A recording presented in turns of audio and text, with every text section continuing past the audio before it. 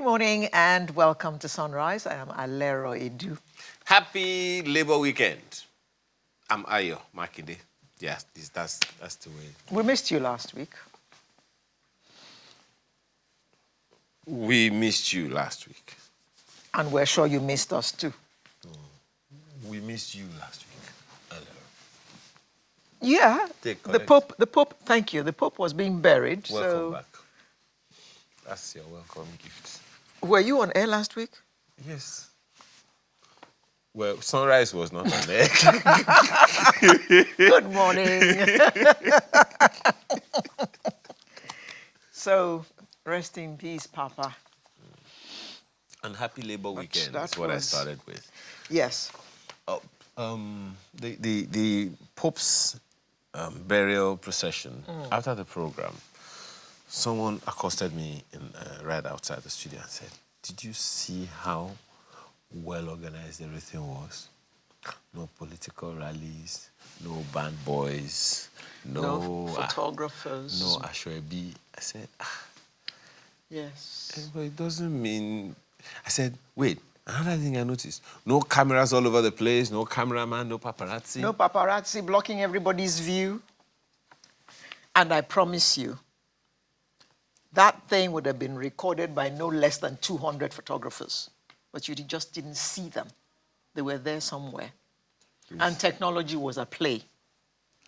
In my country, they'll be in your face and you'll be begging them, "Can you please bend down so I can see? I don't know Can you please move aside so I can see?" I don't know how event organizers cope.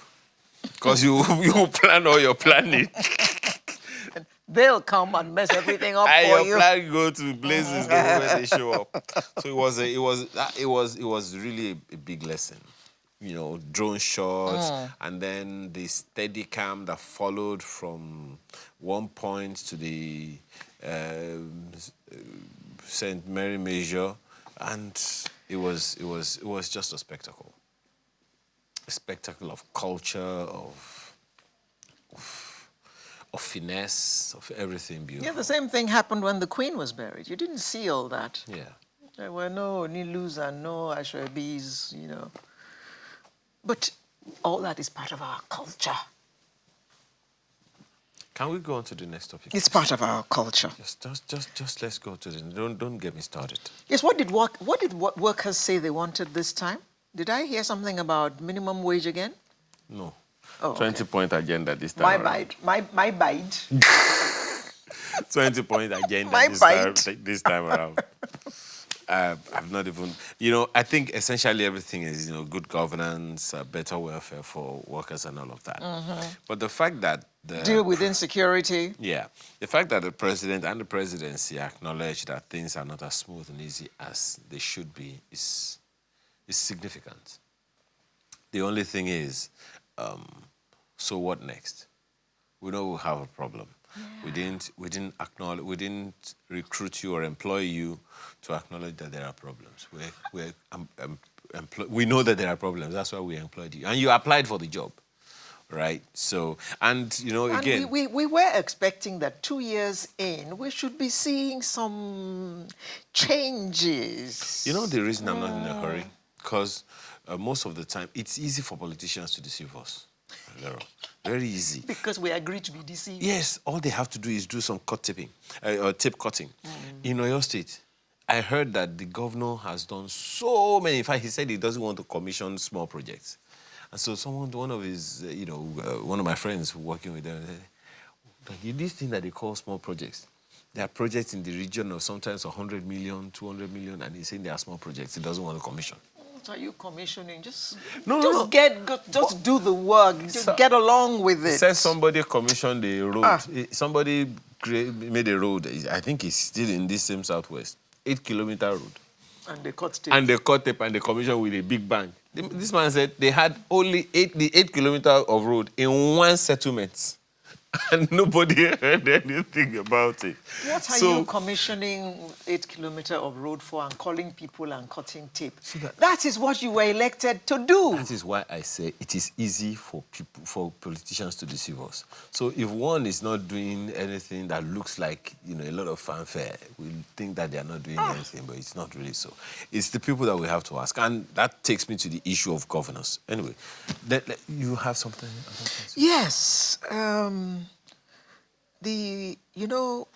think it was 2 weeks ago that we spoke about signages, and when we were referring to the Independence Bridge, which most of us had known to be 5 Cowrie Bridge.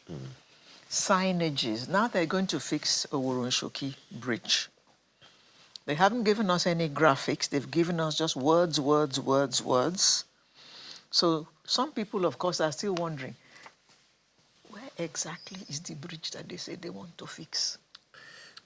I had to ask a friend this morning, wait, when you were coming to town, to the mainland yesterday, did you go through the third mainland and say yes? Okay, that means that they have not closed it. No, they're closing it on the 6th, which is Tuesday. Now I know. Okay. So 6th, the Tuesday that is... Yes, this Tuesday. The very before of our eyes. Yes, okay. Yes. So it goes back to the Do same you know thing. which bridge it is? I said Oworonshoki. Which one is Oworonshoki Bridge? I don't know. Government, please give us signages. I think it's the one that leads to long and short. I don't think you'll be able to use the third mainland bridge. I think that's the You can long actually. And short. You can, but During you have to turn off at Oworo towards Bagada. You cannot go straight. Okay. Well, that's my understanding. I may be wrong. Until you see the signage, you see the map by the state. Map. I may be wrong. I think it is that bridge near Olokbo, is it Meiji or Mary? You're asking me? Well, there's somewhere on that road called Olokbo Meiji, I think. Okay. I think it's called.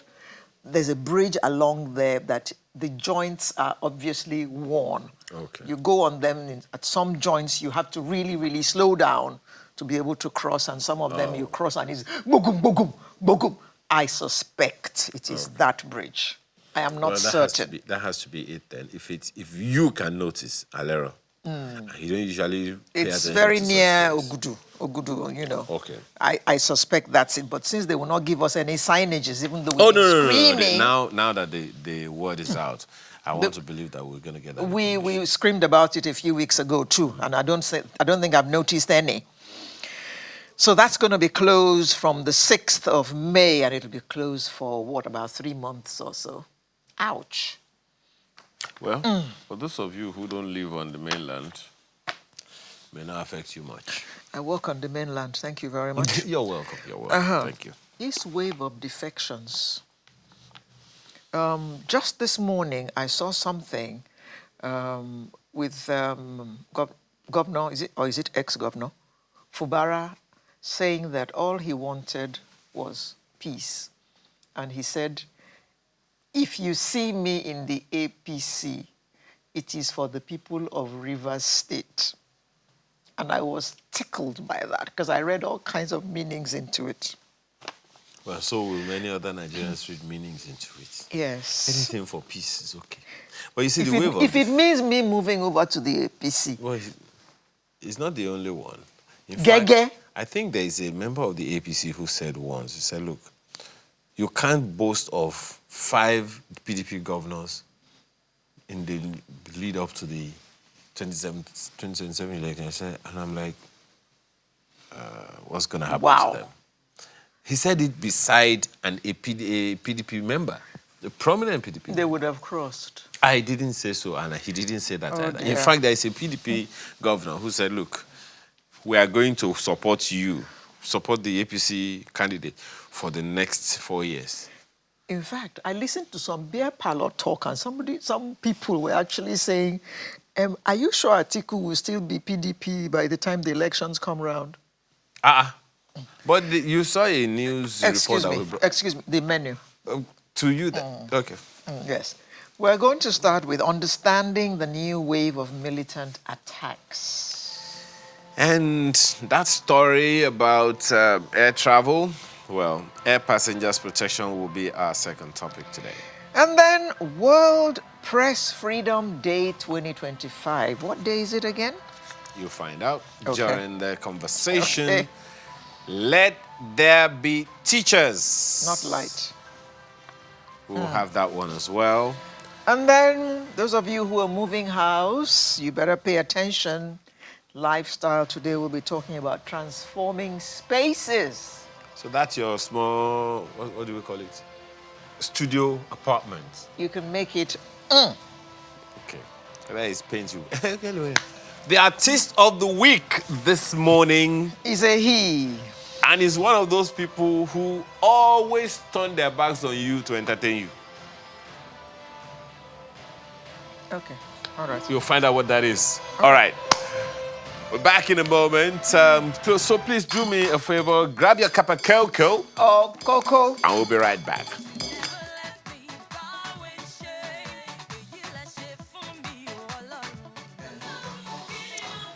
Okay, so here we are. We're trying to understand the new wave of militant attacks. And you get more. What's it about? There's been a surge in attacks in Nigeria's northeast by Boko Haram and other groups. We used to hear about Boko Haram, and then along came ISWAP, and then along came Lakurawa. And in the last few weeks, we have heard of another one that they say came in through Benin Republic, and it's in central Nigeria, called Mahmuda. So is it that they have viewed Nigeria as a place where they can thrive? Because all that we hear, all the fight we hear is going on, is not achieving much results. Because if it were, they won't be coming in such numbers. Or is it the same thing that Ladi Thompson has been talking about for years, that the same attack or the same situation is just evolving itself, just shifting? And he keeps calling it a hydra. He keeps calling it a hydra. Is this part of the hydra heads? Yes. So, I mean, we are wondering, at least 22 people were reported killed in raids last weekend by militants in Adamawa and Borno states, while 26 others died on Monday after an explosive device ripped into 2 vehicles in Borno. I mean, are we not sick of hearing this every single day? If it's not here, it is there, and people are just dying like flies. These are human beings we're talking about. Security experts have attributed the resurgence to a lull in fighting between Boko Haram and ISWAP. Oh, they're now fighting each other. And the adoption of aerial technology by the groups. The use of armed drones also suggests ISWAP are receiving more funding from Islamic State. Last month, insurgents used drones to attack a military outpost near the Cameroonian border, killing several soldiers. So why this sudden wave?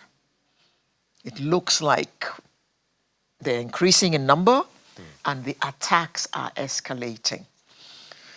Well, we have 2 gentlemen who are joining us virtually who are going to discuss this with us this morning. Mr. Mustafa Al-Hassan, who is an international development expert.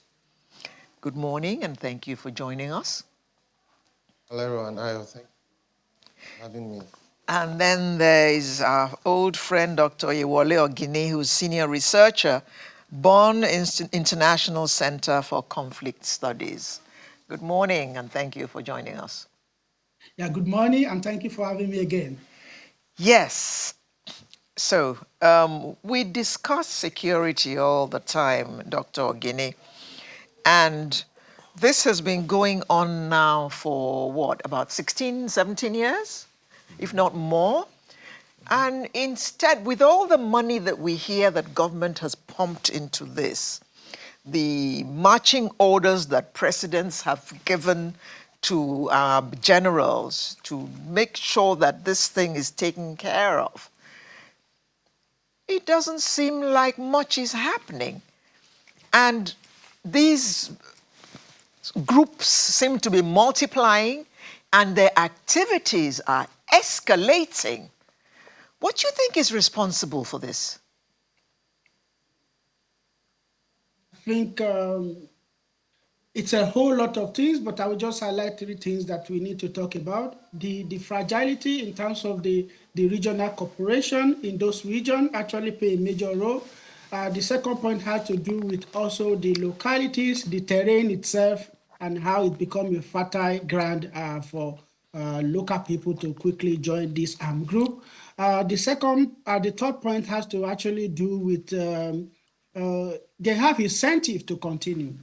Maybe we can discuss this a little bit. In terms of governance, as you know, that before we have multinational joint task force, which has been set up since 2015 to work, for example, to clear this hideout of the Boko Haram and ISWAP, especially JAS, that is now the former Boko Haram led by Shekau that died in 2021, and the Bakura-led group, also that of JAS. So what is important to know with this is that over time, if you observe, there have always been somehow lack of mistrust among different state actors. And this also creates what we can call a loophole where there's a progress at one end and there is no progress on the other end. For example, Niger, when this issue of the coup happened, they withdrew, they did not participate in the Lake Sanity 2. But not just only that, even the whole Lake Sanity 1 and 2 operation only took 3 months. There was no sufficient fund to continue this operation. And that also means that the armed group have high level of turnover, and this is very important to take note. The second incentive is also has to do with, for example, the aspect of the approaches that we adopted when it comes to defection approach. There are a whole lot of things to talk about there on how do you actually de-radicalize, how do you release people who don't really pass through anything, how do you classify these people, how do you talk to people who still maintain active communication with the combatant in the forest. This is also another point that creates incentive for this armed group to thrive. But the third point is the existing tension, especially when you look at the Northwest, which I would also like to talk much about, and how Lakwa infiltrate this area and how they develop into what they are. Of course, in the north-central Nigeria, we already know that ISWA operate in this area. Around the Kanji Dan and all those areas, there are already issues there. So this also contributes to that. So we will also have to talk about this existing ethnic tension, or which we call banditry. We really have to open the Pandora of, is it really bandits? At what point these activities is bandit activities, and at what point is actually a jihadist armed group? So this play quite a role, both in the Northwest, in the North Central, and in the Northwest. The challenge is not that these things are happening for me, Dr. Ogini, and I'm going to take the question to Mr. Hassan. The challenge is not that these issues are happening and taking lives. The challenge is whether or not we could have seen them coming. For instance, state governors from northwestern Nigeria called on government on Thursday to put forward a new strategy to tackle an upsurge in Islamist militant attacks. We had the opportunity once to speak with the Jigawa state governor, and one of the things that he told us was that unless we close the gaps or close the ranks in the communities, we may not be able to decisively put an end to all these issues of insurgency. So we wouldn't have this influx if our homes were secure, if we had significant community engagement. Would we, Mr. Hassan? I think the governor is absolutely correct to say that a lot of these issues are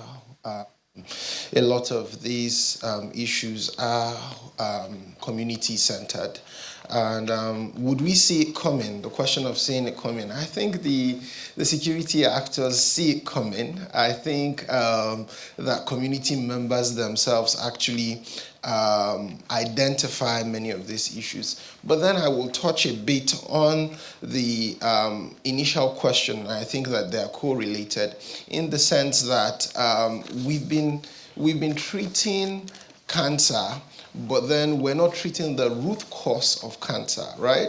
We've basically been taking pills, taking Panadol, taking paracetamol for a bigger problem. And why do I say this? At the end of the day, the significant issues that has made insurgency, banditry, terrorism fester in many of these communities exist. The issues of lack of education, employment, the lack of governance, so to speak, in many of these places. So communities ultimately have little or no trust in governments. And when Dr. Ogini was talking earlier and he made mention of the issue of these groups festering and growing, it's important to reflect that communities have little or no choice, right? We've seen this insurgency, I think Alero was talking about. We've had this issue for nearly 16 years now. And it's important really to look and say what is the problem, right? What is the problem, and how do we respond to this problem? We can. This is not a conflict where you're basically going to win with guns or you're going to win with kinetic approaches, and that's what the governor of Jigawa State, I believe, is talking about when he mentions the use of communities. Many communities know where these bandits are, know who these terrorists are. Many communities can identify them. Many communities work with the state actors. The question then remains, what is the sincerity of the state to resolve this problem? And in resolution of these problems, how holistic do you want to resolve this problem, right? Are you going to resolve the causal factors, right? The actual factors, the issues of state neglect that has led to many people being almost joining these groups or even having little or no choice but to live side by side with this group. That's another discussion as to people negotiating every day to live side by side with either ISWAP or Boko Haram or even Mahmudawa as they are being called now. So I'll stop here. The truth is communities do know where they are. Communities work closely with the state actors, but what is the sincerity of the state and how has the state responded holistically to resolve the causal problems and not necessarily, you can't keep tying first aid or bandage to a problem when someone has a broken bone. It's not going to work. Let me ask Dr. Ogini, and you also heard Mr. Hassan speak about the fact that people have already begun to negotiate some of these issues themselves. So, Dr. Ogini, a new report by your institution, the Bonn International Center for Conflict Studies, reveals that people are negotiating with JAS and ISWAP insurgents, despite the government's hardline in the Lake Chad basing against negotiating with non-state actors or non-state armed groups. Civilians, we understand from your report, are negotiating hostage releases with ISWAP, JAS insurgents, and these seem harmless, but in reality, according to your report, they put border communities at risk of further violence. Is it that the governments at these subnational levels are unaware of this occurrence? What do you make of this, and what are the likely consequences? Thank you very much for this point. I think it's important to first highlight that the issue of negotiation is not just only in the Northeast. I will go back to the Northeast and what we met there, what we actually met there. Currently, if you go to Castina, there are 2 local governments that actually have secure agreement with bandits. So what happened is in December, so we were around those places. But right now, the bandit is not attacking these 2 communities.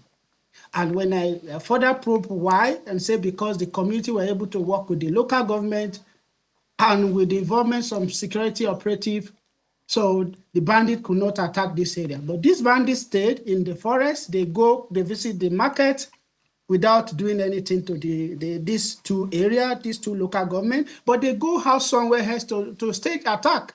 So this is just to give you how this armed group continue to recuperate, how they conduct their activities, and how they are able to gain more access to fund their terrorism. And so over time, by the time they are discovered again, or the new government, or maybe at the state level, they say, no, clear all these bandits, they will start attacking those two communities again.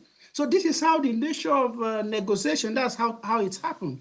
With respect to the Northeast, you are aware that there are Bonu model which enable people to come out to surrender their weapon. We visited several communities that actually people just left the forest and they were just taken to the community.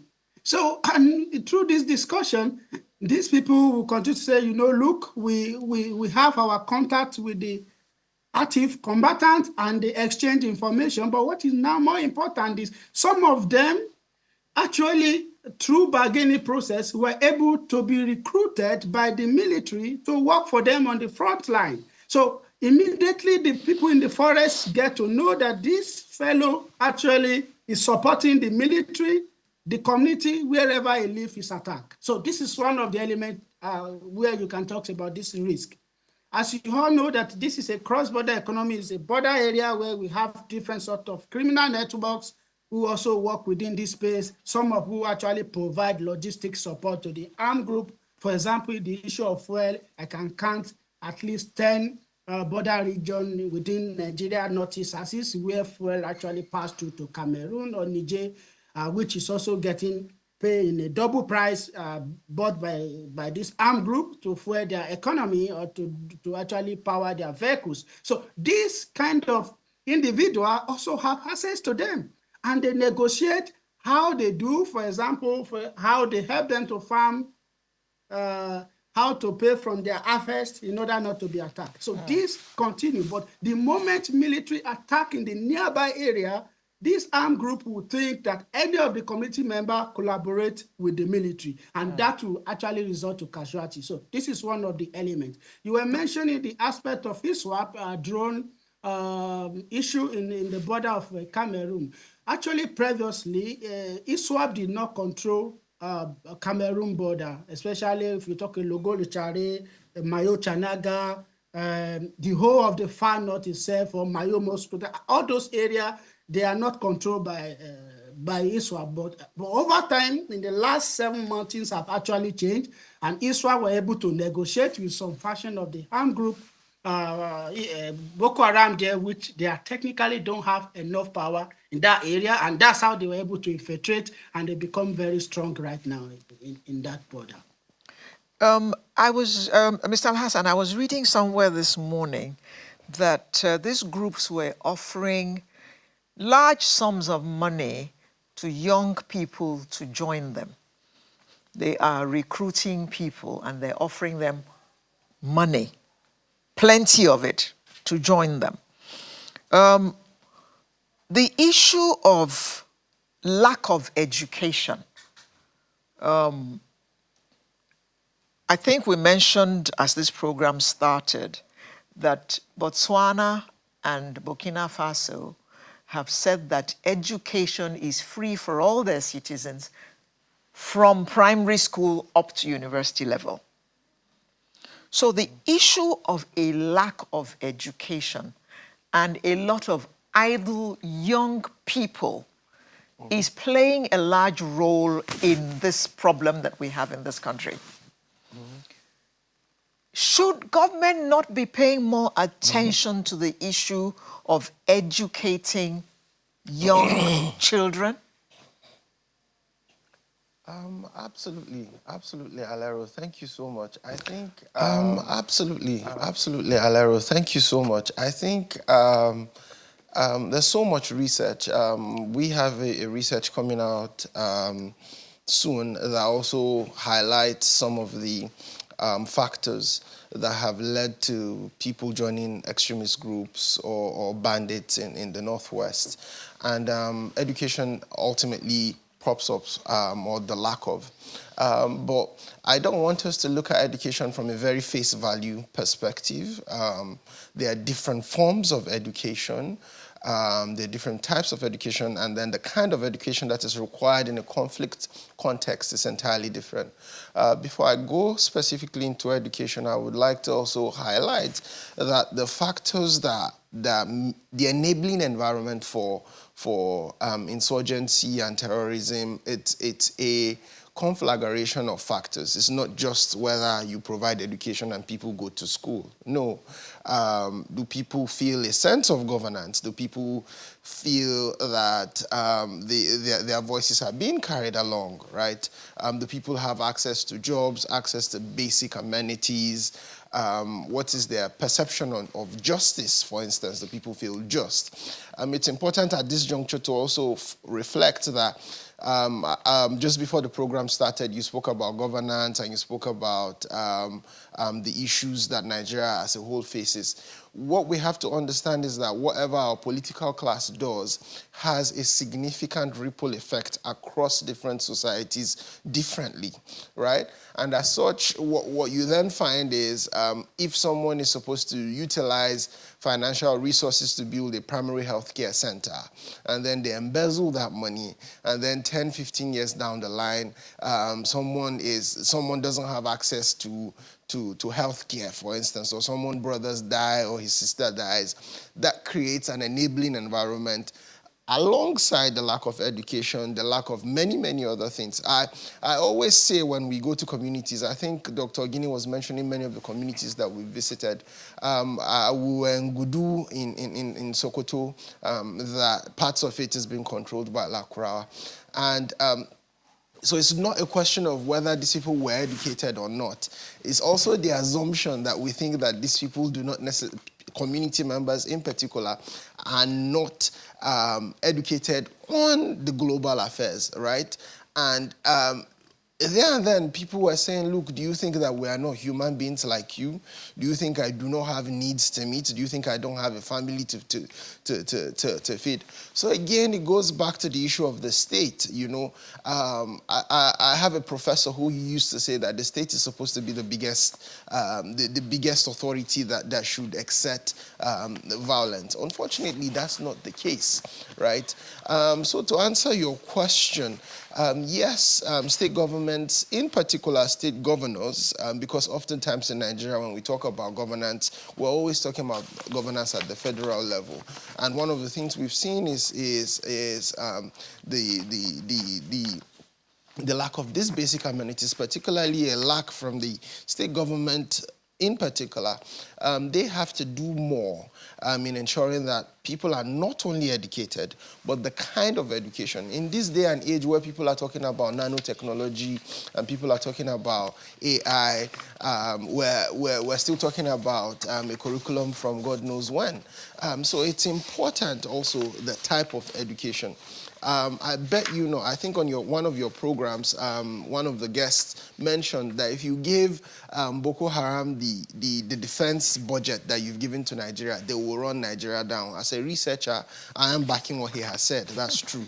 So, and if you reflect this with education, the amount of money that's being put into education, yes, a lot of people have come to say these monies are not enough and we need to do more. Yes, but if you reflect the Nigerian state side by side with whether it's ISWAP or whether it's Boko Haram, if you juxtapose both on a side-to-side basis, you will see that if you're giving them the resources that they are using to, in quote, educate their people, they will, and the money that you've given local governments or state governments to educate our people, you'll see that we haven't done much. So what is the problem? Right? What is the problem? Which is why in my opening, I made mention of the issue of state sincerity. You know, I made mention of the issue of state sincerity. When ISWAP is, you will be shocked some of the pictures that is going on. ISWAP and Boko Haram are using technology. Apart from drones, they are using things like TikTok now to draw in younger people, sermons that should not find anywhere that should not be anywhere on any media platform, making it on social media platforms. That's a type of education, and this leads to the issue of terrorism everywhere.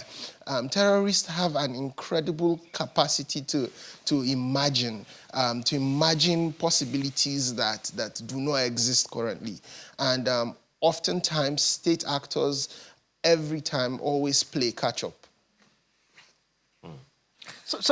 Doctor, sorry.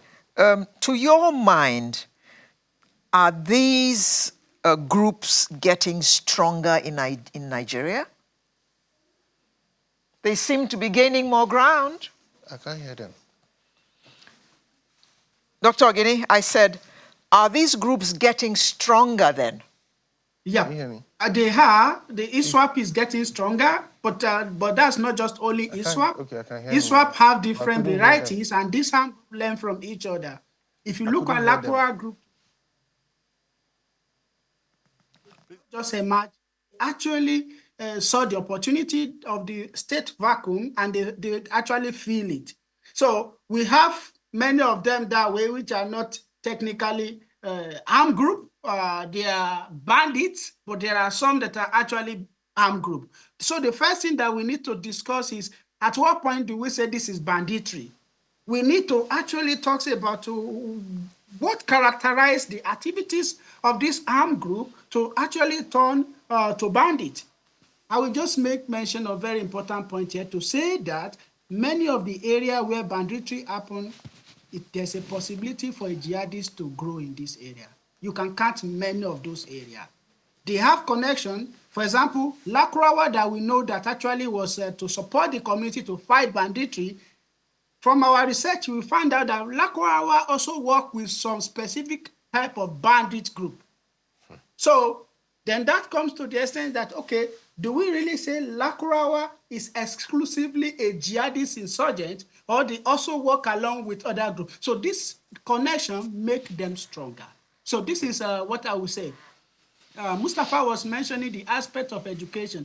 The other point that we need to highlight is that most of the people in the local community actually have more information than people who think they are in the city, because there are 3 points I want to highlight there. First, these local people, when they talk to you, you will see the understanding that they even know the government, they know the senator, they know what they do, they know the amounts they receive, and they know when they come and when they leave. This is one point. The second point is that in the city area, what we find out is that most of the people who are actually doing this kidnapping, the fund does not go to the rural area. They actually fund in the city, because there's nothing somebody can do with ransom in the forest. You cannot collect money and pack and just pile them up in the forest. So we have also this link that actually strengthens the alliance of this armed group. For example, the armed group, the one that operate at the lower end, who actually conduct the attack, they are younger people. Those who stay in the forest as a backup, they are a bit older one. And those who supply the weapon, they are not even living in the forest. So this connection and network actually strengthen them internally. As you know, in our research, we were able to find out that kidnapping in Lake Chad Basin, at least $36,000 per ransom per household. So where do they get this $36,000? The community donates, everybody donates from their income, from their farm, from their cattle, in order to survive. So if they can have $36,000, how much do they gain over a period of a year? From our research, we're able to find out that even ISWAP collect at least 3 billion from zakats. Zakat is like an alms giving. This alms giving, they don't collect it just in the forest. They collect it in places like Maduguri, like Potoskom, like city. Because most of the people who operate in this area, they own their cattle, they own their farm in the forest, and they need protection of those things. So this is how they get stronger. Aside from the connection with the High C, High C gave them around close to $700 million. But aside from that, so this sort of network help them to grow. They have incentive to continue. The other part is the aspect of Bonu model, which I was mentioning, very great program with respect, but there are also issues there. So far, this armed group, the local people can help the military to fight the battle. They don't consider the risk that are involved. So It many sounds of these, like there are so too many issues to even consider, and it will seem like we just seem to be taking baby steps where we should be leaping. Tom Egbele says, for instance, on X, militancy or terrorism is like a virus whose life cannot be destroyed except if clinically exposed and separated from its host. The federal government must develop strong strategies and tactics to stave it off. Complacency must not be allowed to set in by all means. Dare I add to it, Tom, that not just the federal government, but the states as well. I think Mr. Hassan, one of our guests, spoke to that earlier. The second one. Right.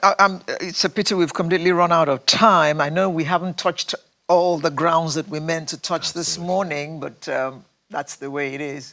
Thank you very much for joining us, Mr. Mustafa Al-Hassan, international development expert, and Dr. Oyewole Ogini, senior researcher, Bonn International Center for Conflict Studies. Thank you very much, gentlemen, for coming to share your insights with us this morning. Sunrise will return in just a moment. Do stay with us.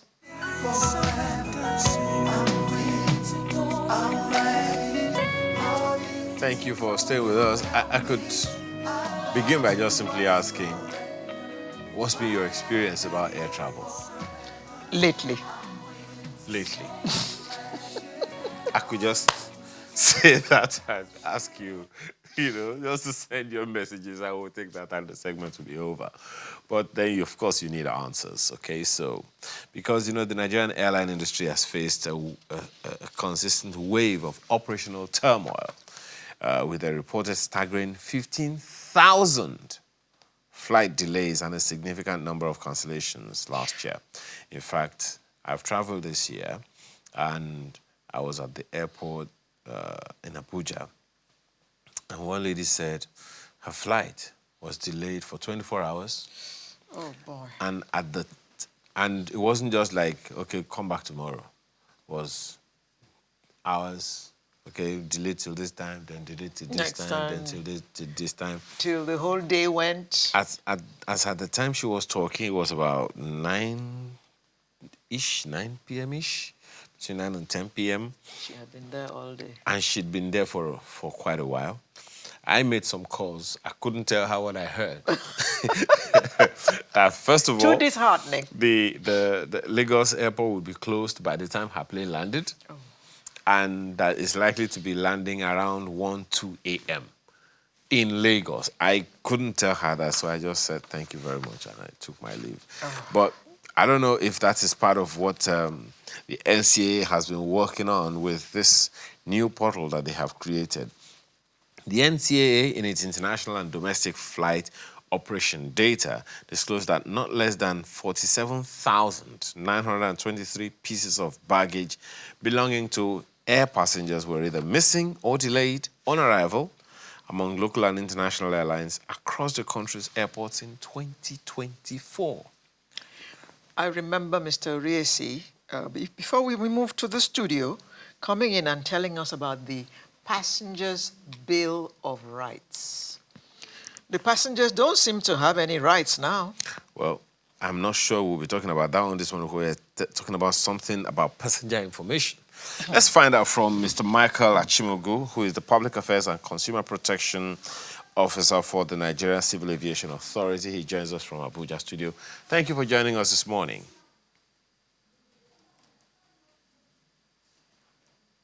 Thank you, and good morning to your viewers. Well, I don't know how you have coped with a staggering 15,000 flight delays in 1 year. 15,000. First of all, how do you even count?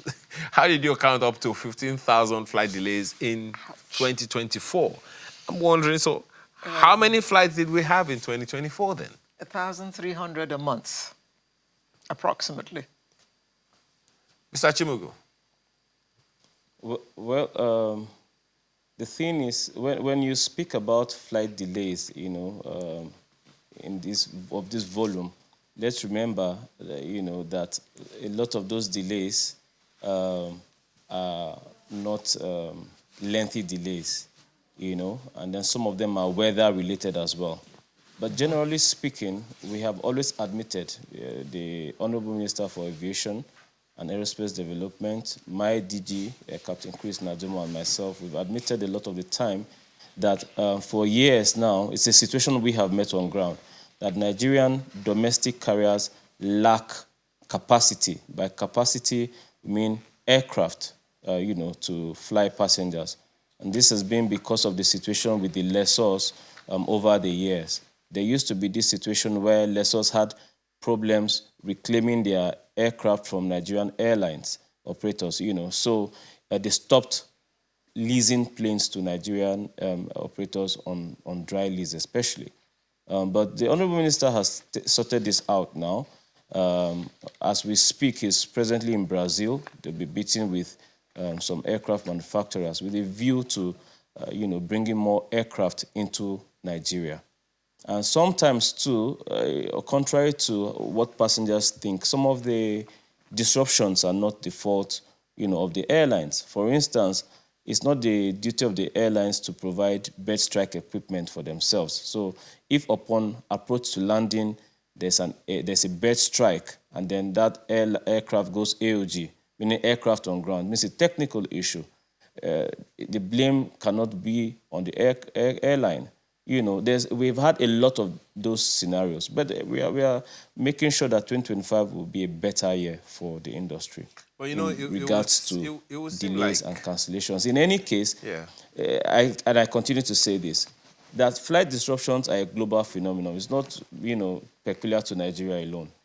But the regulations make provision for these instances. So it's not the fact of a disruption itself happening. It is, does the airline meet its required obligations when a disruption has happened?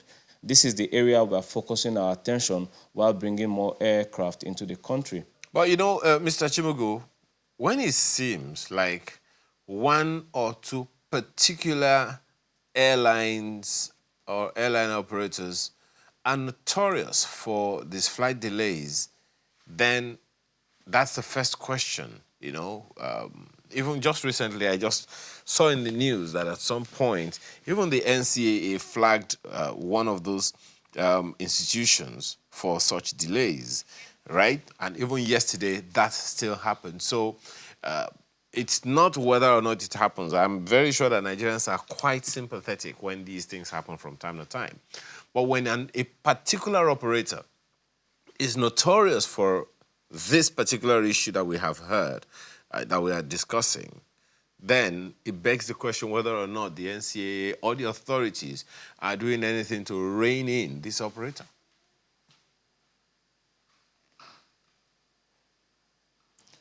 Well, as you may be aware, January, the NCAA, for the first time in its 25-year history, sanctioned 5 airlines for consumer protection-related infractions. One of them may or may not be, since you don't mention a name, may or may not be the airline you're talking about.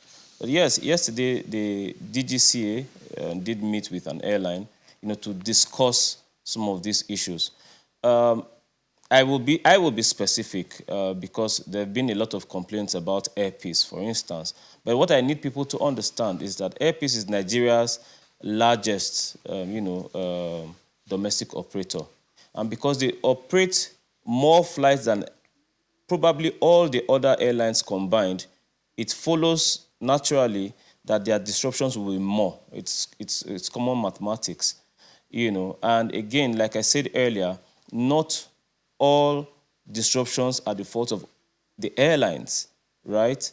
Our duty at the CAA is to meet with the operators, discuss with them, find out what their challenges are. The areas where the airlines are at fault, the CAA will stamp its authority. Where it's not the airlines' the airline is not culpable, we discuss with the other stakeholders with a view to resolving these issues. But we must understand at this point that we do have a capacity problem in Nigeria. What the NCAA is saying to the operators is simple. If you have aircraft on ground with technical issues, bird strikes, and the rest of those issues, then cut down the size of your operations. For instance, if you are carrying out a 5-aircraft operation and suddenly 2 of those aircraft have fault, then you must cut down the number of sectors you are flying for that day, so that you don't sell tickets to passengers to destinations you know you may not be able to fly. And if any operator continues to commit infractions such as this, then there will be heavier sanctions this year than there were previously. That is what the CAA is saying. Okay. I'll come to the Bill of Rights if you don't mention it in this next question, Mr. Chimugu, because your organization has created what you call a centralized passenger information portal, which was recently unveiled to address issues and agitations arising from flight delays and cancellations. So please tell us more about it.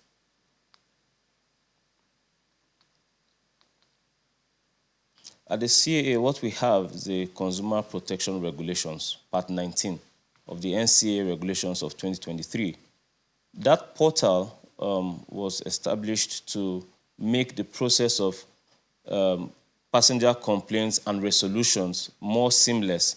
So we have onboarded, all of the operators, domestic and international, as well as our consumer protection officers who are always present at all the airport terminals, so that passengers can come on that portal, drop their complaints, and then which are forwarded to the airlines respectively, and then the cases are resolved there, and then the data shows. We have a dashboard. Which case has gone to this airline? How fast have they resolved these cases? How many have been resolved so far? How many are pending? As against what used to be before, people used to drop hard copies of their complaints. Then, you have to do mails to the airlines. All of those things were prolonging the time. Bear in mind that in aviation, especially consumer protection, there are time frames for the resolution of cases, according to the regulations and international conventions. For instance, for refund of tickets not purchased by cash, an airline has 14 days to pay that refund, right? Now, if we do not have a seamless process of, handling these complaints, what you find is that processing those refunds could take months.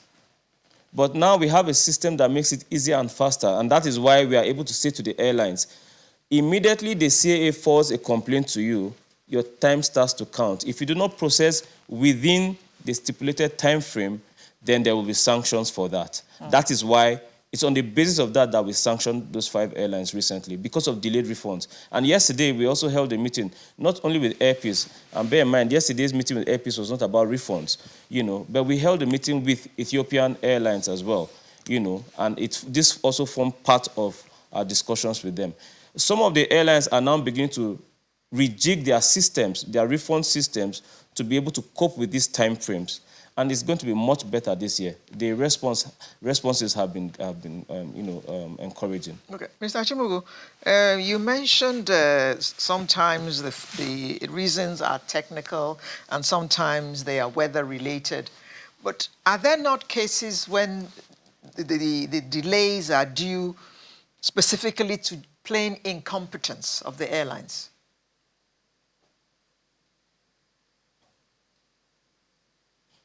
No airline wants to own a plane and not fly passengers. They would lose a lot of money.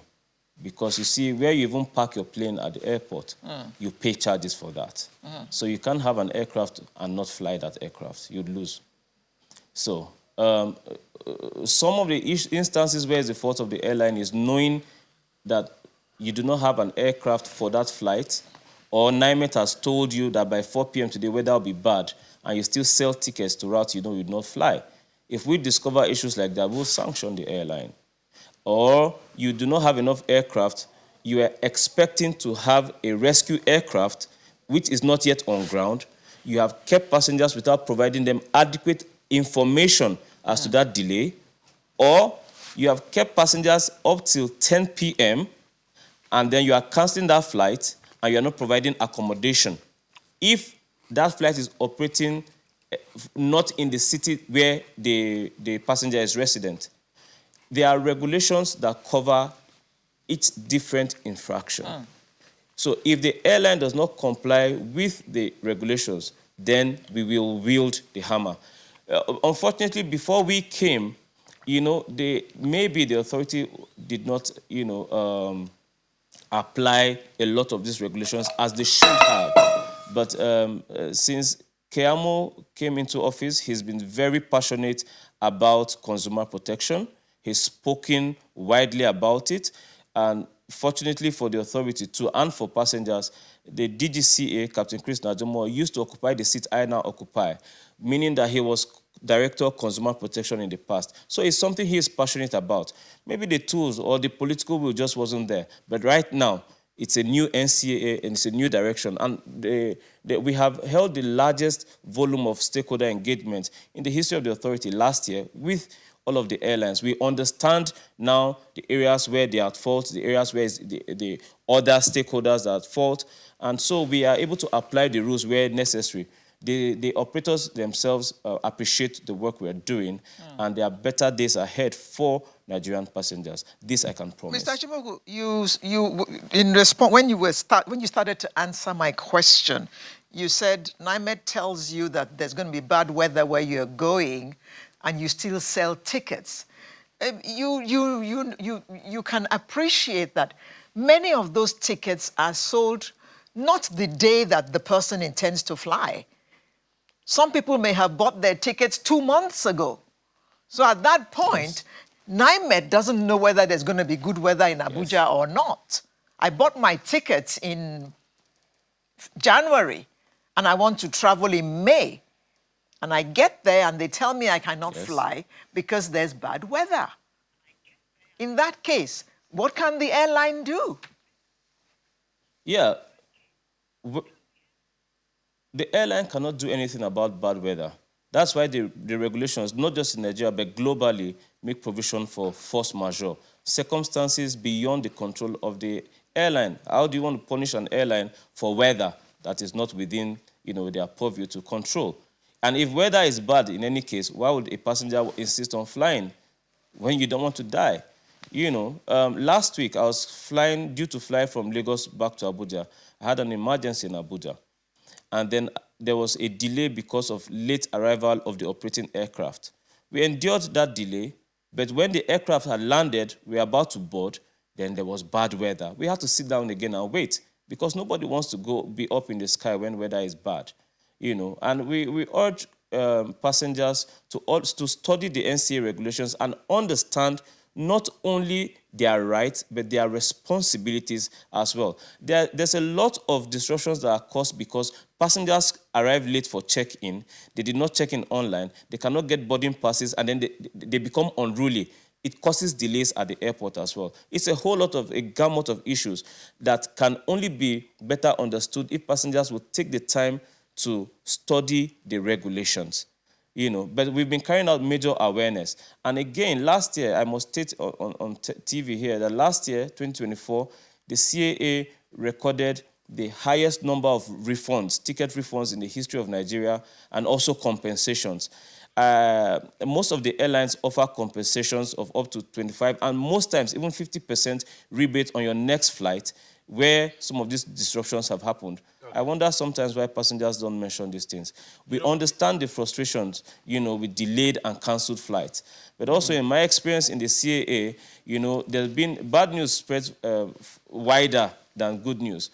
So a lot of passengers speak about, their bad experiences. But we have resolved a lot of those cases amicably, satisfactorily. They never come back to speak about these issues. But the statistics don't lie. There's vast improvement now, in the industry, and will continue to get better. Well, that is wonderful news, Mr. Chimogu. We're all happy to hear that. But listen to this scenario. Somebody is scheduled to fly out from outside Lagos. his flight to Lagos is delayed by several hours, and he misses his connection to his overseas flight. What should happen to that person? What should happen to him? Should the airline not take care of him until he can make his connection? It depends on the cause. It depends on the cause of that disruption. That's the message I've been speaking. Okay. If it was force majeure, the airline is not culpable and cannot be punished. Yes, if the weather out of, say, Abuja to Lagos, where your connecting flight will be departing from, is bad, you cannot hold the airline responsible for that. But if it was some sort of negligence on the part of the airline will take responsibility, definitely. The regulations are clear about these things. Well, it's just that sometimes those airlines don't seem to know that they have any responsibilities towards the passengers when such things happen. They leave them in the lurch. Take my case, for instance. I had a ticket to fly to Warri. They said they were not going to fly to Warri, and they would take me to Benin. So they took me to Benin and abandoned me in Benin. I was supposed to walk from Benin to Warri? Yes. Oh, yes, okay. I'm sorry for that experience. I empathize with you, and sincerely, I'm sorry about that. Now, there's provision for those kind of scenarios, even abroad. But the airline has a responsibility. If for any reason they cannot get to your final destination, wherever they drop you, the flight stops, the airline has the responsibility to provide alternative transportation from that point to final destination. They owe you that. And where they have failed to carry out that responsibility, you have every right to report to the CAA. We will deal with it. Okay. Now, to the portal, you've talked about the portal quite a few times. How do people navigate to that portal, at least do they need to register, complaints? Do they need to register themselves before they, log their complaints? No. At every airport terminal, we have QR codes on the walls, on doors, everywhere. All you need to do is scan the QR code. It takes you straight to the portal, and then you can file your complaint. But just for the purpose of people who may not have direct access, to the QR code, it's cpd.nca.gov.ng. You can just go online anytime. This year, in a few months' time, we'll be launching the mobile app as well. So every Nigerian passenger, will have that mobile app on their phone for easy and seamless access. We also have emails, official emails, complaint emails where, passengers can send their complaints. There's 3 of them. I'll quickly run through them. There's michael.achimugu@ncaa.gov.ng. That comes directly to me. There's Ifueko being IFUEKO, ifueko.abdulmalik@nca.gov.ng. There's CPD. CPD means Consumer Protection Department. CPD@ncaa.gov.ng. Please, the first one emails, again. Usually we advise passengers to copy the 3 emails out of them. Michael.achimugu. Michael.achimugu@nca.gov.ng. I'm on the portal now, Mr. Achimugu, and I can see the complainant name, email, the type of complaint, and quite a number of them, But just to be clear, the email, the URL you gave is cpd.ncaa.gov.ng, and I'm on that platform myself right now, and a number of things are there. So what's the timeline for response? What's the timeline that people should expect that this complaint that we have made, this is what has been done, and this is the length of time it took to get it done? And then will they get an email saying your issue has been resolved?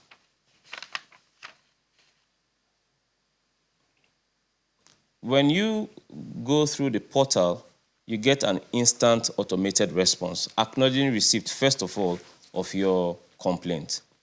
After that, we escalate to the airlines.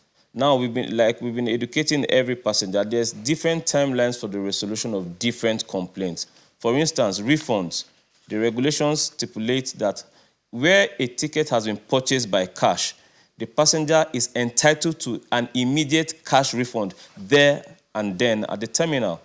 But where it's been purchased by any other means except by cash, then the airline has 14 days to refund the passenger.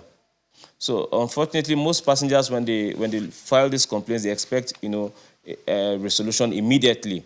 But it's because most people do not understand the regulations. So from the moment you file that complaint, the airline, and we have escalated to the airline, they have up to 14 days to process that refund. For short-landed baggage, meaning when you have arrived but your bags do not arrive with you, there's two things here. For domestic flights, the airline immediately owes you 10,000 naira. We call it first need compensation. For international flights, it's $170, right? This is for you to be able to get toiletries, and immediate needs. The airline has 7 days for domestic flights to search for your bag and reconcile you with your bag. For international flights, the airline has 21 days to search for that bag and reconcile you with the bag. Where the airline has failed to find the bag and is declared missing after those number of days, then the airline does owe you compensation for them. Okay. So we need to, be clear about the time frame for the different kinds of cases. Yes. Okay. Mr. Chimugu, when there are delays, after how many hours delay are passengers entitled to refreshment from the airlines? From the airline? 2 hours. 2 hours. Please take notes, people. After 2 hours, demand your soft domestic drink. flight, yes, 2 hours. Well, I can also see, Mr. Chimogo, I can also see that. Another point, please, before we go on. Another point I really would like to make, if you will allow me, please. Yes. Please take note that you don't have to focus on the portal all the time. We have staff physically present at the terminals. So if you have an immediate problem that requires urgent solutions, just ask for the NCAA Consumer Protection Desk or office. They are present, they are even in uniform now, bright new uniforms. So they are easily recognizable. More often than not, they can resolve your issue instantly. Please. Okay. Did you say bright blue? Bright blue uniform? Yeah, it's blue and white. Okay. Okay. Thank you. Yes, I said bright new uniforms. Oh, new. But yes, the uniforms are blue okay. and white, yes. All right. Well, I can say that we can also complain about bad food. I don't know how that will be redressed, but, we'll have to try to see. Thank you so much for your time this morning. Michael Achimugu is Public Affairs and Consumer Protection of the Nigeria Civil Aviation Authority. We should have some feedback on this, but I don't have it yet. But we'll take it when we return for the next conversation. To stay with us.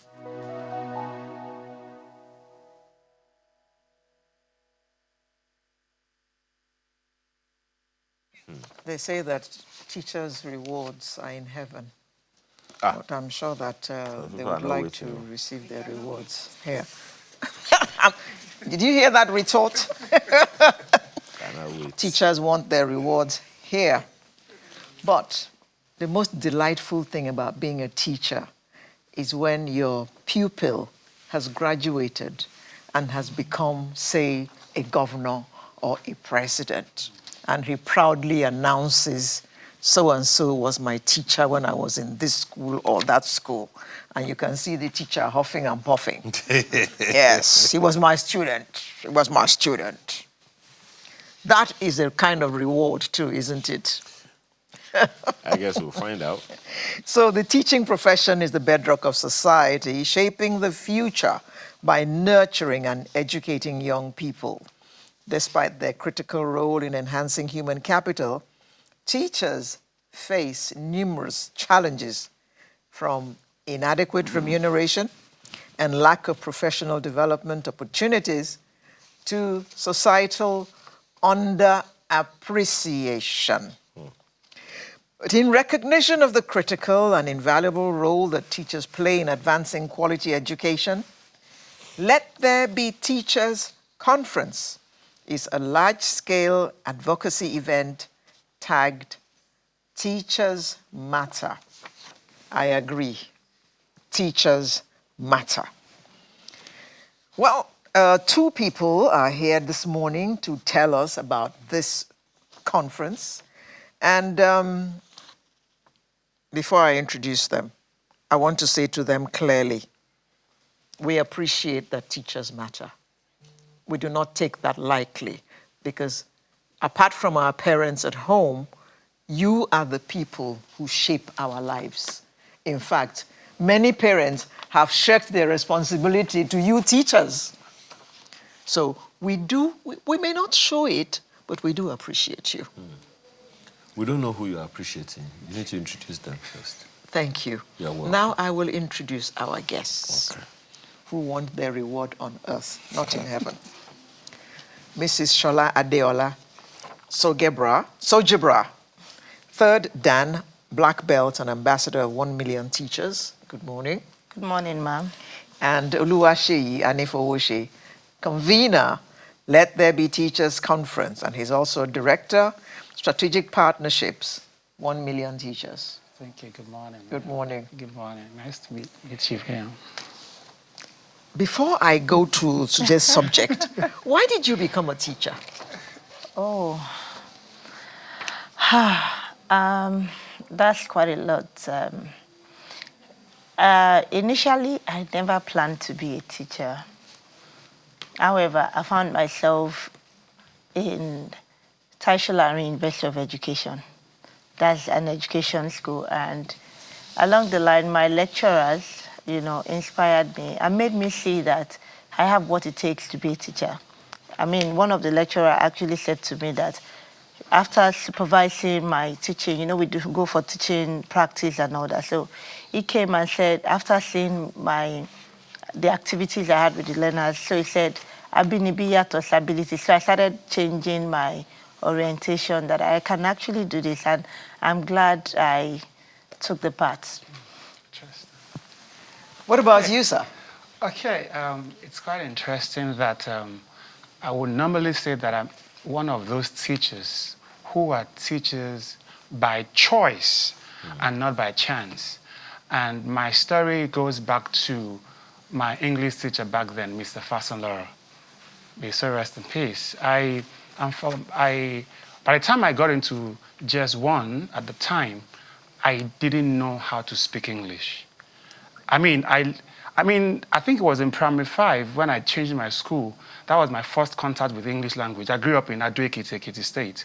And when I met my teacher, Mr. Fasenloro, the story changed. And today, I'm supposed to have in the next very soon, I'm going to have a PhD in English language. So you can see the transition from somebody who could not speak English to somebody who now teaches English. So I made a decision to study English language because and teach it because I wanted to give back to the society what was given to me. Okay.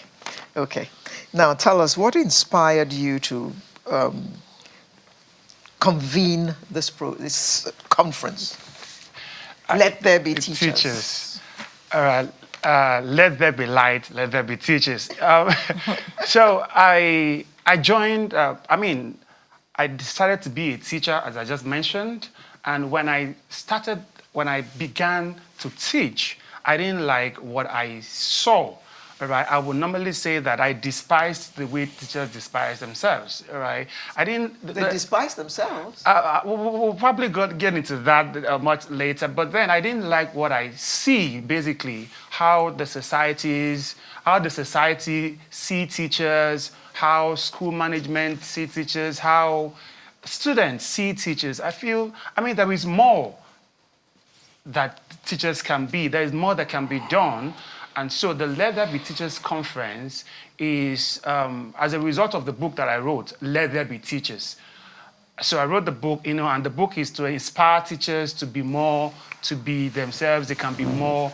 And so the Let There Be Teachers Conference is an ideology, a movement where we begin to engage with policymakers, engage with the society, to let the society know the importance, the role of teachers in the society. Because look at it from this perspective, all right? The only profession that produces all other profession is I mean, we deserve our flowers. And so this conference is about giving us our flowers. We may not show it, but we do appreciate our teachers. That's the point. We would like you to begin to show it, to celebrate us. All right. You hear that, everybody? But, you know, okay, so let me ask you, Sojibra. There is a Guinness World Record attempt. Yes, sir. But beyond that, what are the key goals of the conference? Okay, so... But you have to talk about the Guinness World Record attempt as well. Okay, so that is just to give, call the attention of the world to what we are doing. Okay. Like he rightly said that you should show it.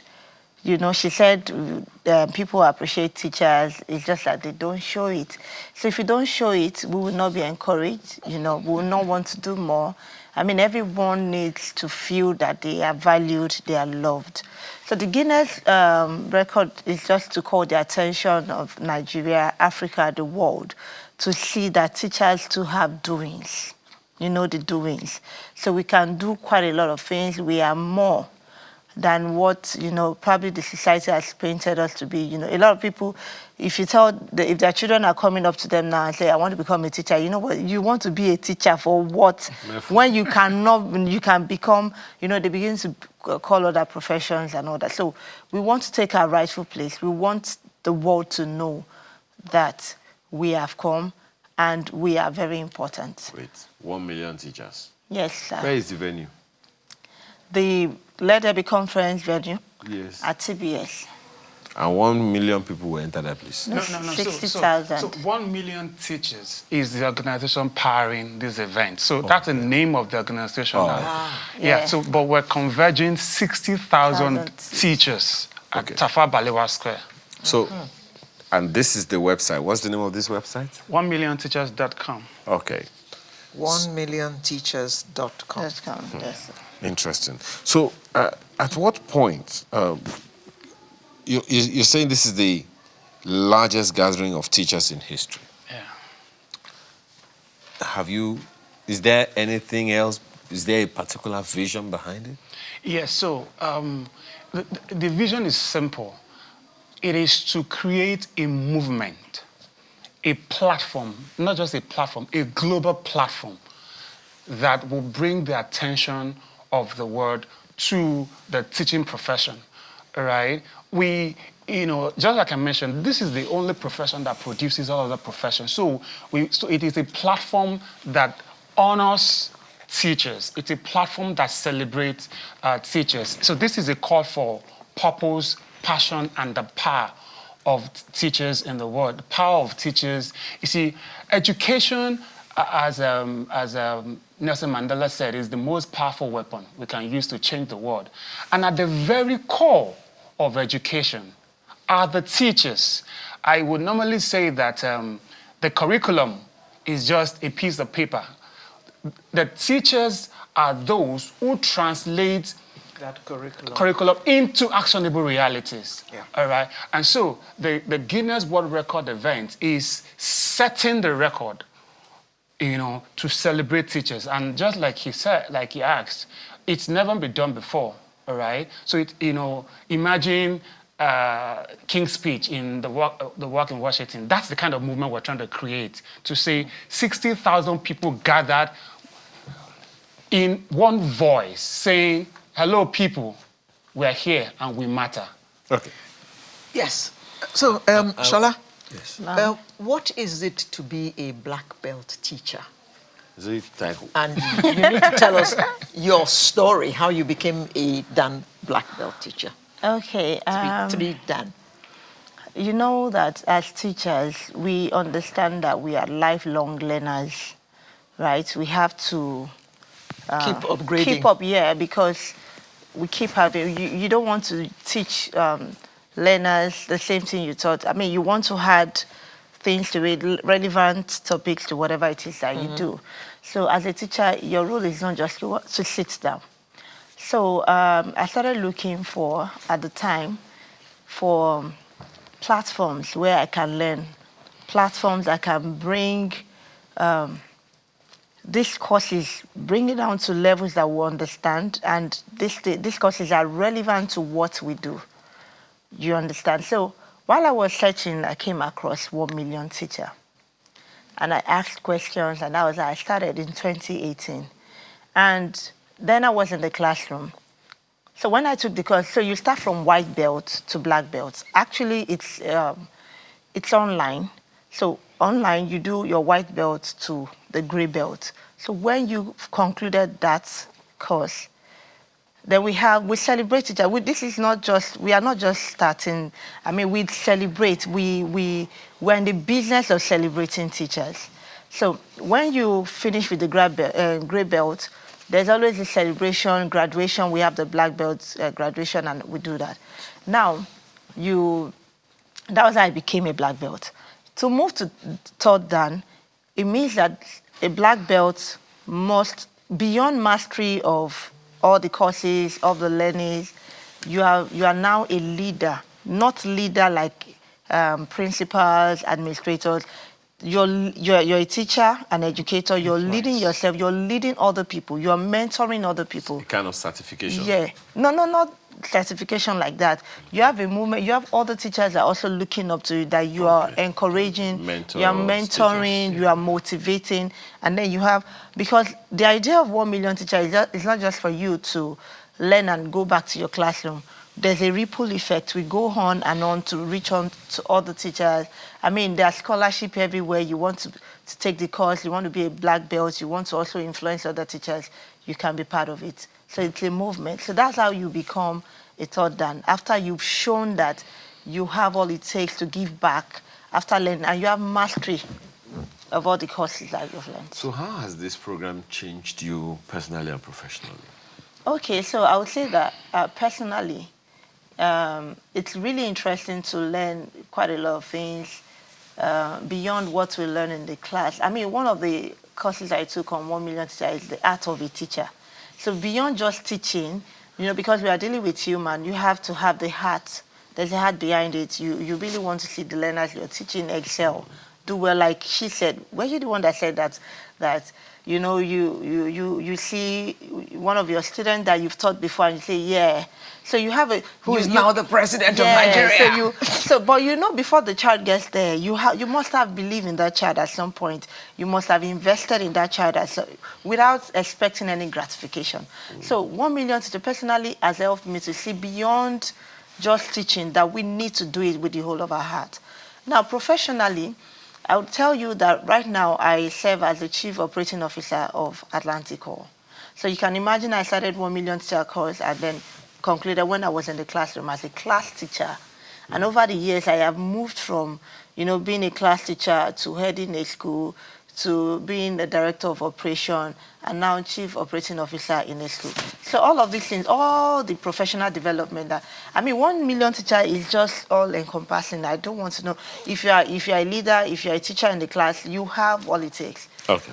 On the platform. Let's not, because to keep talking about this your 1 Million Teachers program, we'll not talk about the conference. So let's talk about the conference. Okay.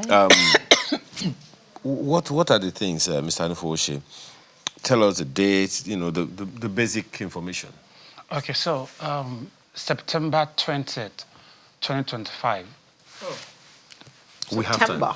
Yes, something. We do have time. Yeah. All right. So it's happening in September 2025. It's on a Saturday. Initially, we were going to have it October 5th. October 5th is World Teachers Day. But for this year, October 5th is on a Sunday. And then we tried to have it the day before, that's 4th October. But the availability of the venue, because of the October 4th celebration, which will, of course, extend till October 4th, so we couldn't get that day. So that's why we moved it to September 20th. And it's happening at Tafa Balewa Square here in Lagos. And we have reached out to quite a number of speakers, a number of facilitators that will engage teachers that day. There would be policy policy and dialogue panel session where we sent an invitation to the chairman Committee on Education, National Assembly. All right, so we've confirmed the attendance of the Minister of Education, Dr. Alausa. And so that session is to enhance our conversation around what needs to be changed. We don't want to, we want to have them sit, because we believe that things must change from the policy point of view, all right? When it comes to, for instance, curriculum design or redesign, teachers must be involved.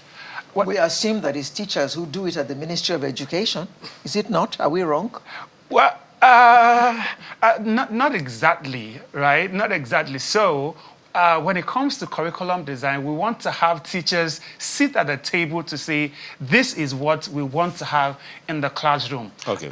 For this conference, my apologies, because I want us to get as much information out as possible. Yes. Yeah. So there's also an award ceremony and a cultural celebration planned? Yeah, so it's an event to celebrate teachers. And so we will be giving awards to teachers, all right? Okay. We'll be celebrating teachers. There'll be cash awards, all right? There'll be cash, there'll be different awards that we're going to be giving to teachers. Of course, there'll also be ceremony, more like we have some of these artists perform, all right, just for teachers to be happy and to be celebrated. Is Lagos State involved in any way? Yes, so as we speak, Lagos State has given us approval through TESCOM to mobilize all their teachers to attend. And not just that, she was talking about the Black Belt. All right, we've offered Lagos State 10,200 scholarships, all right, to be enrolled in that program. And so we've moved across the the 6th senatorial district, education district in Lagos has nominated 1,700 in each district to be enrolled into the program. And so we're hoping that before September, these 10,200 teachers will graduate and we would celebrate them that day. And so Lagos State is actively involved in this. So beyond the 10,200, they are also helping us to mobilize all their teachers for this event. So thank you, Lagos State. Should any corporate bodies or companies wish to support, how should they go about it? Absolutely. Our numbers are there. You can reach out to 1 Million Teachers, 1millionteachers.com.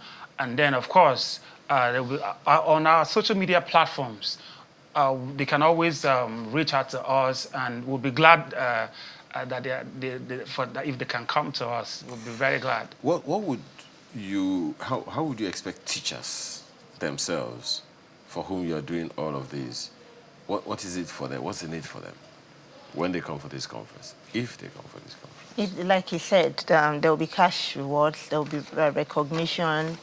It's for them to be joyful, to feel valued, to know that they can be more. I mean, we already know, and then to also, gain our voices back that we are here. Yeah. Okay.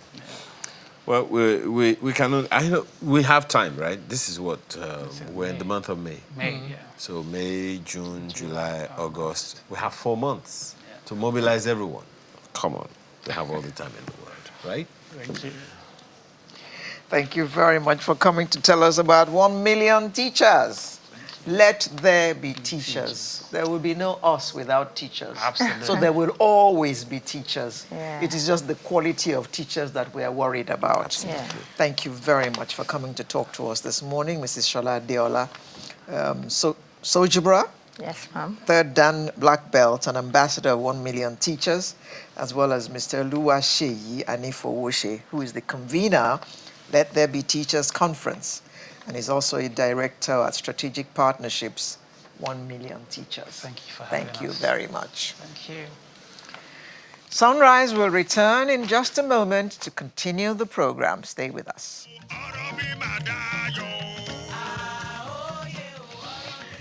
The media landscape has changed significantly since the UN General Assembly proclaimed World Press Freedom Day in 1993.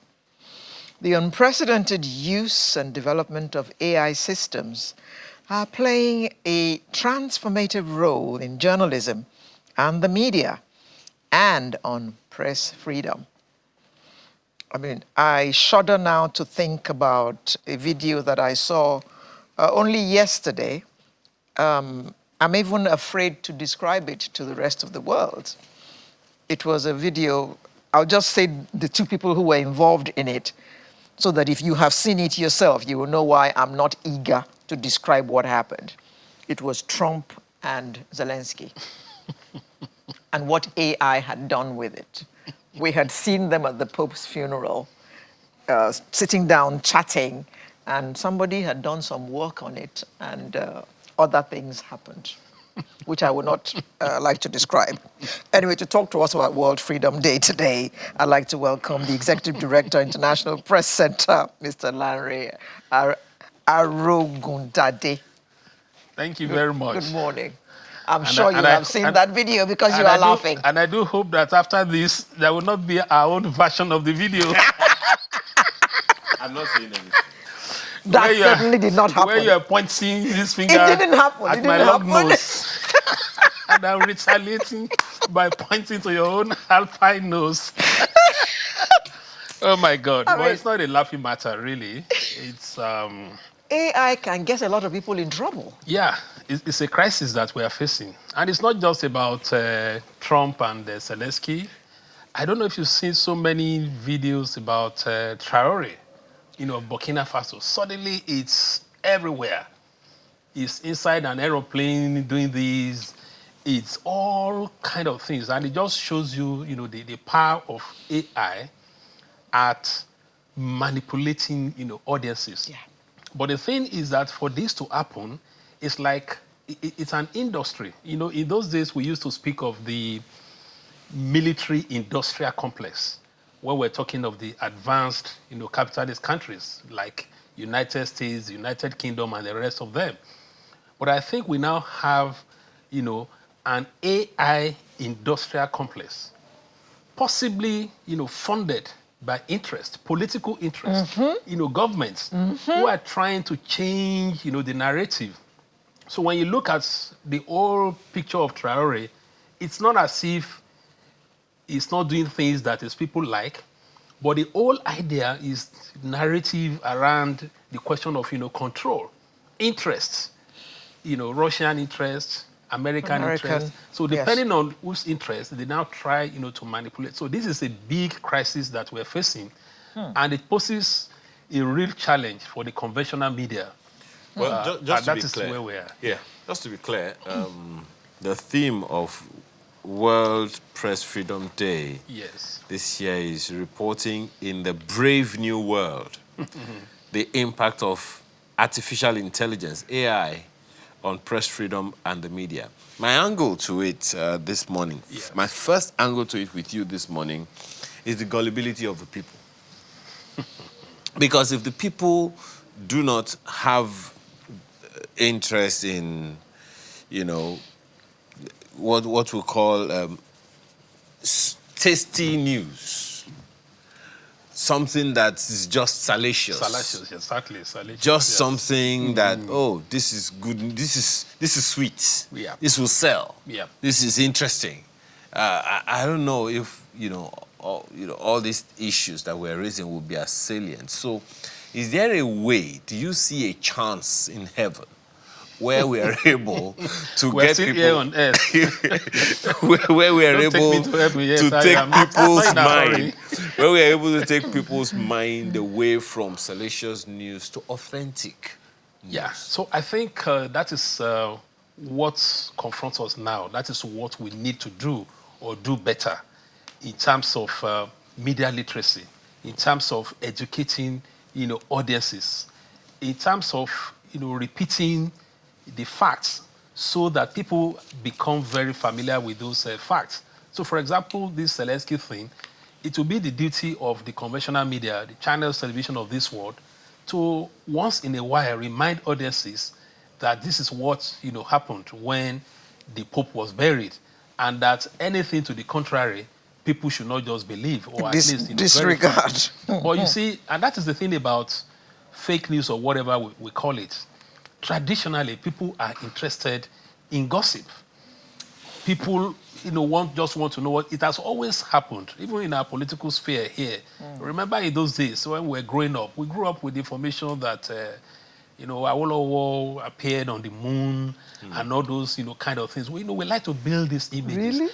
Even some of the history that we talk about, those things that happened in the past, the armies of those empires and so on and so forth. Sometimes you ask yourself, who really put down these statistics? Some of them even predate counting and knowledge and so on. So rumors have always been there. But I think the difference was that in the past, the media was seen as credible. And those rumors were not stronger than what the media was dishing, to the people. So part of the challenge, if we have to face the truth, is about credibility, about where people turn to for news. What do they believe?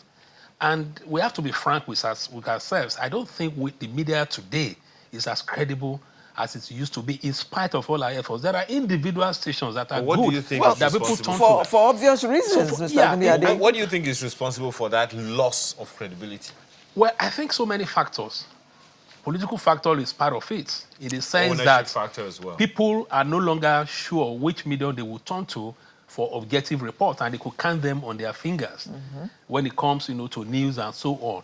There's a whole lot of, politicization of information, and it's so, difficult. And so we have to now begin to think of how we get the true information across, to our people in such a way that, first and foremost, if they don't get that news from any one of us, they would not likely believe it. They will say, look, let's wait until we tune to channels and so on before we can get that. I think we need to do, more of that. Now we are confronted by technology, which is a problem because everybody holds this mobile phone. And even before this AI thing started, we've had, WhatsApp and all this platform where people share information.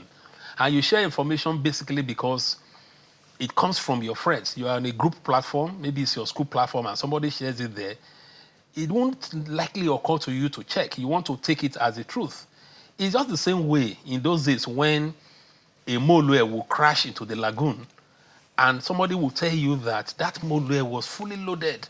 50-something people were in the molue and so on and so forth. And that molue is actually returning from Lagos. It wasn't going to the island, so it couldn't have been full. But then you probe, and they will say it so authoritatively. If you see, okay, who told you this thing? It's my pastor. So if your pastor is the same mentality that drives the conversation. So if your pastor or your GO shares a video on your WhatsApp group, you will take it must be the truth because it's heavenly. The person sending it has that divine mission to tell the truth. But everybody, and that is the point we need to tell audiences today, this World Press Freedom Day, that, look, it has been established that anybody that has reason to convince the others would likely twist the facts to ensure that you are, convinced. Okay. So to that extent, the message that we, the media, should be passing to audiences is that don't take things on face value. If somebody shares something with you, call that person and ask, for the source.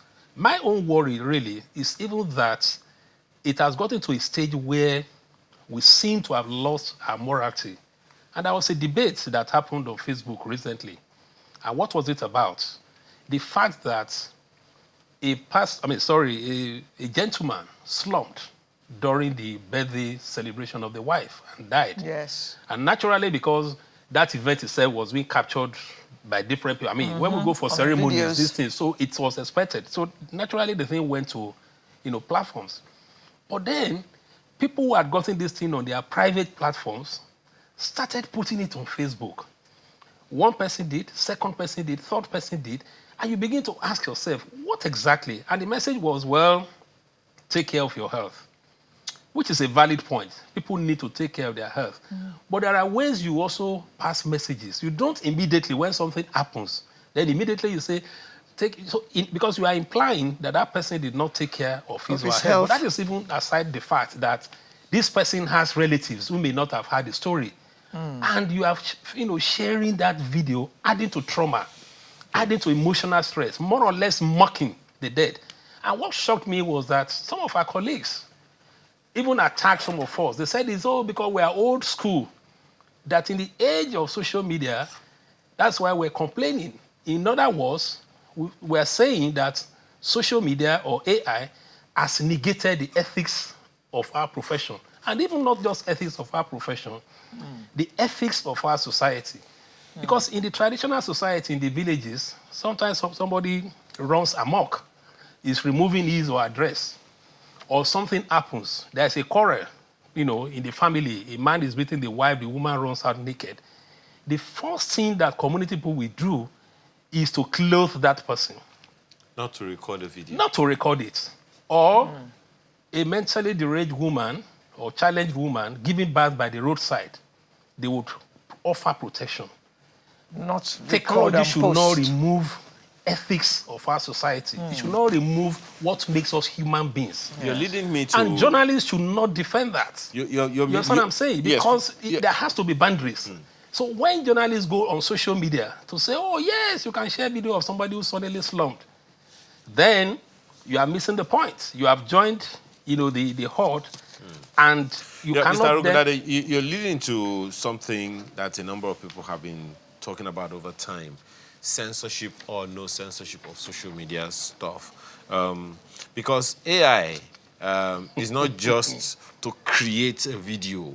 Yes, I agree with you. There's a whole lot of stuff that goes onto it. It can manufacture a story, something that didn't exist, manipulate pictures, and we have seen videos. enough movies to tell us what AI can do within a very, very short time. Yeah, so. Now, today, May 3rd, acts as a reminder to governments of the need to respect their commitments to press freedom, and also a day of reflection among us, media professionals. We just needed to remind ourselves what all of that is about. Sorry, I beg your pardon. I need to ask this question before I forget. How free is our press in Nigeria? Well, we have to go by statistics, and it's an embarrassment because as of today, based on the World Press Freedom Index, Nigeria has dropped. We were 112 last year, at least using the statistics of Reporters Sans Frontiers, that is Reporters Without Borders, is an international press freedom organization. We're at 122. And in their report, they describe Nigeria as one of the most dangerous places to practice journalism, and because of attacks and surveillance. Because the other side of the matter is that these AI tools that we're also talking about, our governments are using it as surveillance instruments, against journalists. And the facts are there. And when I saw that, I know that naturally, government is likely to react. Probably the Minister of Information will say it's not true, the press is free in Nigeria. But then, I'm not surprised because that report, don't forget it says 2025, but it's actually looking at what happened in 2024. And between January and December 2024, at the International Press Center alone, we documented 45 cases of attacks on journalists, about 46, involving 70 journalists and 3 media houses.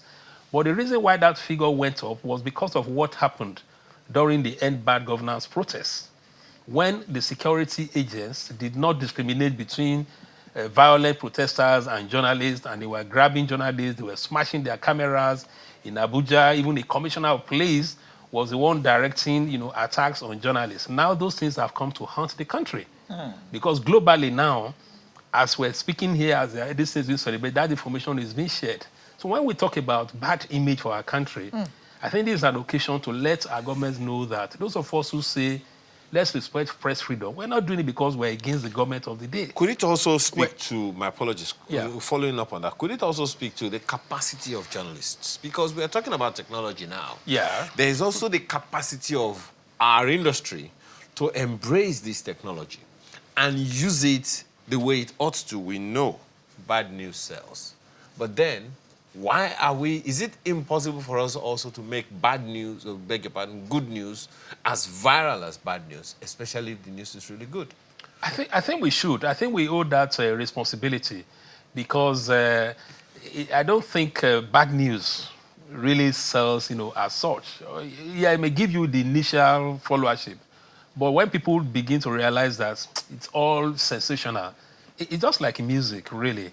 When you look at the musicians or the music genres that has endured, they are the ones that are that are original, even though they adapted, even though they made use of technology. But the fact that they retained that originality over time, you won't even recall that you have had hundreds of others. So even when you look at, let's talk of juju music landscape now. Interestingly, there was this recent thing about Sonny Ade. Sonny Ade. Still about Sonny Ade, Ebenezer Obey, and and the rest of them. And that's because, and every other music that has gone off, like offshoots to them.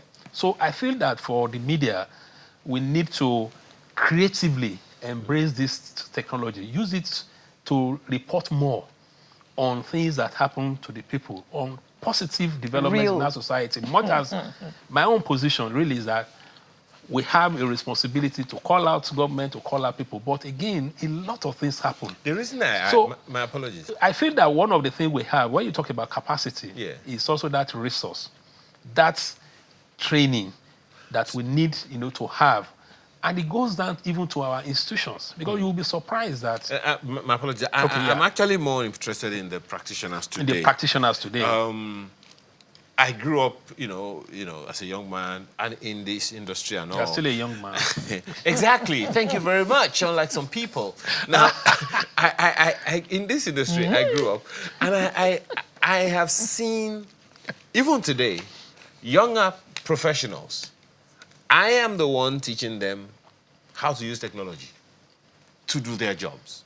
So when, some people are saying it's easier for these people who are quote-unquote citizen journalists to break news that they don't have professional competence to break, because on the one hand, you have the news. On the other hand, there is a way to dispense it to people. I know where you're going.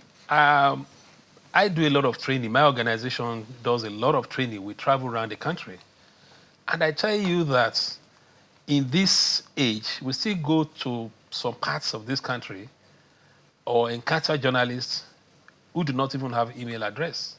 I'm telling you this. It may serve as a shock, but that is just the reality. I'm not as bad as you think. When we're trying to invite them for programs, it becomes a problem. People say, oh, we've sent you email, or they have email, they've even forgotten about it. So for me, these are the no. I don't want to start. I don't want to start. Maybe a shock, but you could ask any of my staff in the office who regularly interacts with journalists. My program staff, Stella Warfare, Sami Falobi, all of them. They will tell you what they go through.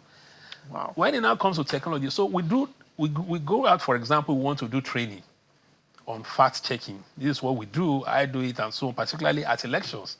We go to Wenondo, Wenedo, and we encourage our colleagues, come with your mobile phones, Android phones, and something. In some cases where you would want to use mobile, it's still laptop. In some cases, don't even have the laptop. So for me, there are two approaches to this. The first is that you, as a journalist, you have to make up your mind whether you want to make impact in this profession. There would always be problem of welfare, and I don't ever underplay it. I know that we have that challenge in the industry where some employers just treat their journalists anyhow. So that is there, and it's something we fought over time. But at the same time, there's what we call self-development. That money you would use to do some other things, if you put it together to get the equipment that you need to train yourself, you might even surprise yourself, because journalism is also that people are looking for credible hands.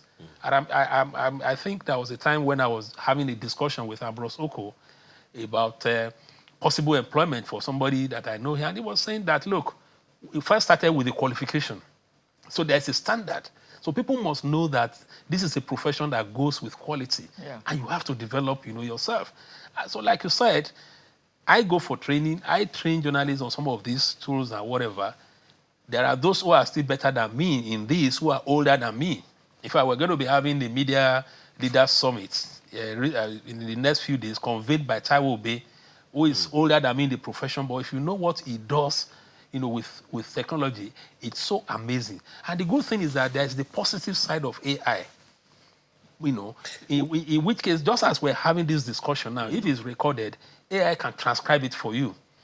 But then, this is where professionalism comes in. There are things that AI would miss because of accent. The way I pronounce, probably because of my whatever. Especially so you still have to do, the AI does you not still have to do the understand rigor. Yoruba. So laziness, this is the time when tools gives the impression that it makes journalism easier. It doesn't really make it easier. It's your ability to work hard, particularly on your own, because no training will cover everything. But when you practice and make use of these tools, then you are better off. And you become sellable even in the industry in terms of career development. I feel that is one area that is very, very important. So the question of capacity has to come in about 3 ways. Media employers need to invest in it. Individual journalists need to invest in it. And of course, those of us who work from what we call the media support sector, we'll continue to do what we're doing, even though that situation too, the landscape is changing. Because the funding is shrinking, particularly as a result of Trump's policies. Yeah, the reason I asked the question is these people that don't have capacity, no matter how young, no matter how connected you are, we know that technology is coming to take over some jobs. And people shouldn't make any mistake. AI can read news. Yeah, AI can read news. I'm just saying. I'm just saying. So, but there are things that I definitely feel, there is no way. There are conversations we need to have. Yeah. AI can do so many things, but the journalism as a profession too, we also need to set our own ethical standards when it comes to AI. And I think it's very, very important so that people don't go and conjure stories. Like, what happened in those days in Lagos in the 1980s, late 80s, I suppose, when Akapa's Top magazine sat somewhere and said they had interviewed Michael Jackson's Nigerian girlfriend that never really, existed. So now this is where newsrooms have to be watchful.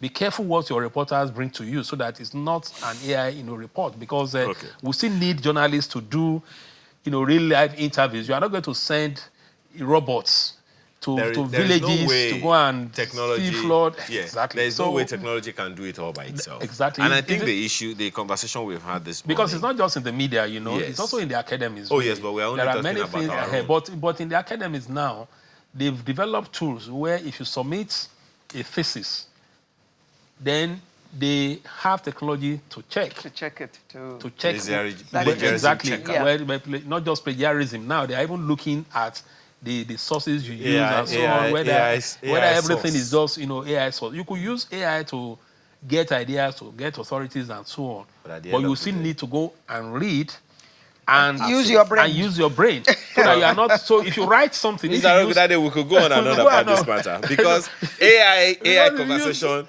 is still new, so we can still go on and on about it. We need to have more about it. Absolutely. Thank you so much. The Executive Director, International Press Center, Mr. Lanre Arugundade. Thank you very much for coming to talk to us this morning on the occasion of World Press Freedom Day 2025. And let me just say very quickly, I know our time is gone. Thank you, Channels Television. We are proud of what you are doing when it comes to professionalism. Please keep up the standard and let us have more of Channels TV in Nigeria. I hope you are not AI yourself. Okay. We'll be right back for the next conversation.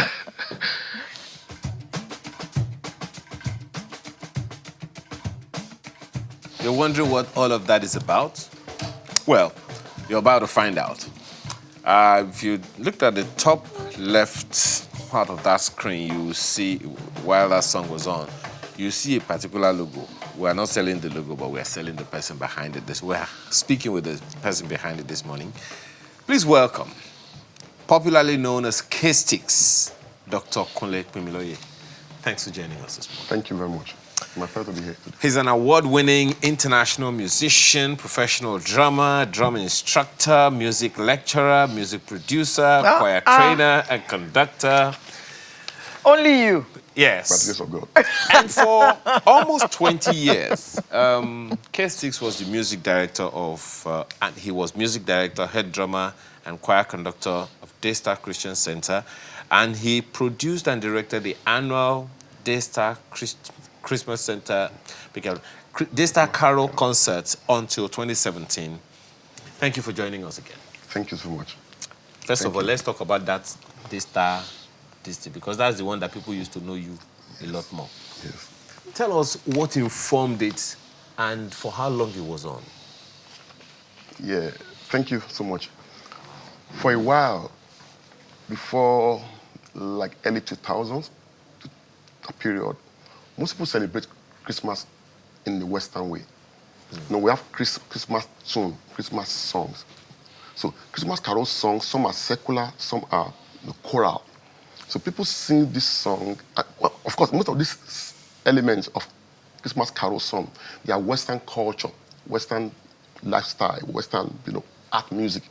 So we African, this way we're used to repeat the same song, like 12 days of Christmas, things that are not really relevant to our culture. So we want to repeat the same song on our own context. The same way. So I got the point. We can't all continue like this, and God gave me that idea. We can't be singing snow when we don't have snow. Exactly. We can't continue like this. So then, with all humility, known to me, I never knew any church or any choir then celebrating Christmas carol in that context of African, background. No known one. It's only, I think one artist tried one or two songs. Olufumi, then Eko FM, year 2000. Yes. He tried one or two chorus, but on the context of with heavy choral, no known music director. Then it was tough. Then people didn't really believe in me. How will it work? How can we have? So we tried to juxtapose African drumming. Bring it up to embellish on accompanying Western song. So now the thematic idea now, of course, is the message itself. So we try to use their tune as a medium of conveying the musicality, and we now we juxtapose that with our own lyrical flow. So we bring in some African lyrics, with some African drumming, with Western tune. Did you have talking drums? Of course. We are coming there. Of course. The drums were talking Christmas messages. So we try to, to combine cross culture of Western elements, which is the musicality now, with the content, which is our own musical heritage, our culture, our drumming, our dancing. We marry them, and that at a point around 2004, for the first time, another genre of music emerged, and people started celebrating Christmas carol at that level. And it got to a point, Alero, that from what I know, other choirs waited for this carol concert to have material. They have their own first. They now go and do their own. How did that feel? Well, of course, even me, I was like in a way cutting away. People sometimes they call me. Some pastors call me. Please, what exact date is your carol? Before it got established that second Sunday, pastors call me. Please, we don't want to fix our carol clash with your own, but we know that people will not come. In fact, some choristers of other churches, choristers, probably their carol fell on the same day with Daystar. Choristers will not rope in do their own carol. Choristers attend Daystar. Come to Daystar. Then I knew that I knew God, this is beyond me. Okay. So tell us about the industry before we talk about other issues. You are a drummer. Tell us about the African percussions, because you heard Alero just talk about infusing African percussions into hymns. Tell us about that. Tell us what you've spoken about what you felt necessitated it. What drove you into drumming? Yeah, well, okay, two things now. Okay, reading. All my life has been reading. I do a lot of rhythmic permutation. I love reading, and I grew up in midst to know that one heritage God has given Africa is reading. rhythm is very, very strong. We're strong in rhythm. The Western world can talk about maybe in Europe, harmony, others, but rhythm is strong in Africa. So it's one of our heritage. Even from our speech, delivery. So we have the long moral and short moral. So all this help us to build strong rhythmic context, complex rhythmic structure. So I held on to that at early stage. So I tailored my drumming. Then those I stopped playing jazz. You already Who taught get you how to drum? Exactly. How did that start? That's okay. The drumming. What made you be interested in drumming? You now chose. You went to go and study, study music and drumming. Focus on drumming. What exactly? We are good there. Yes, of course. Let me take it from reading. I love reading. I those days, in the 80s, we got few drummers, very, very few drummers. 80s then, those days, the main concept then was Lucky Sunsplash. Oh yes. That's the main. Yeah, that's the main, and Jazzville. That's a major area you find. So, but I noticed that those days, few drummers, that drum, we try to emulate Western, play jazz, play, or want to be like, like on your balls, But I found that it's each time I drum and I improvise, I find that people respond to me more. So far I'm drumming for people of my culture, people that are around me. Why should I want to entertain them with funk or hip hop? So I caught this earlier, but most drummers were still trying to find their bearing. That's one thing I can attribute to God. God helped me to discover myself as an early stage. My area of strength is rhythm. So, and that's what most musicians are struggling with. The earlier you know your area of strength, stay by it. So I caught that area of strength, I stood by it, and I think I should go deeper into studying music. I can't continue like that. Let me back myself up with some elements. Of course, I grew up in church. My dad was a pastor, so we're opportune to have a good musical background. We used to join the choir then, CAC Shaba. To join the choir then, you must pass ABRSM. And after what's that? ABRSM, National Board of Royal School of Music. So ABRSM, National Board of Royal School of Music. So for you to pass that exam, you have to go through some level of musical background training. So you must pass the exam. Then I think we then need to pay £5 then, £5 or so. What to pay. So they send some delegates from UK. It's a major exam. It's not just So I grew up at that background. So I've been playing music, started music at early stage, at my teenager's years. So at that level, I found need for me to go to university to study more. So getting to university now, I met a roadblock. No drummer, no lecturer to teach me drum. No lecturer, no lecturer to supervise drum. So then my HOD then was Professor Vida was smart enough and he just picked interest in me. This guy loved to drum African, So they gave me the name then in K6. They gave me K6 then in OAU. How did they? Everywhere I went then, I always move around drumsticks.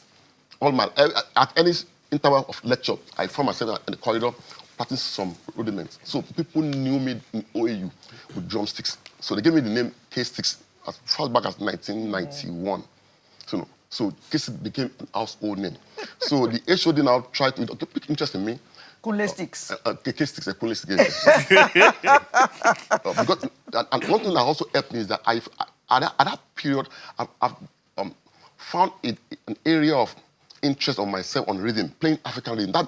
That stood me out among other drummers that play funk, jazz, or Western music. So I've formed that niche myself. But that's not to say you can't play all those funk, jazz, and all of those things. Of course. But you just decided to choose this niche.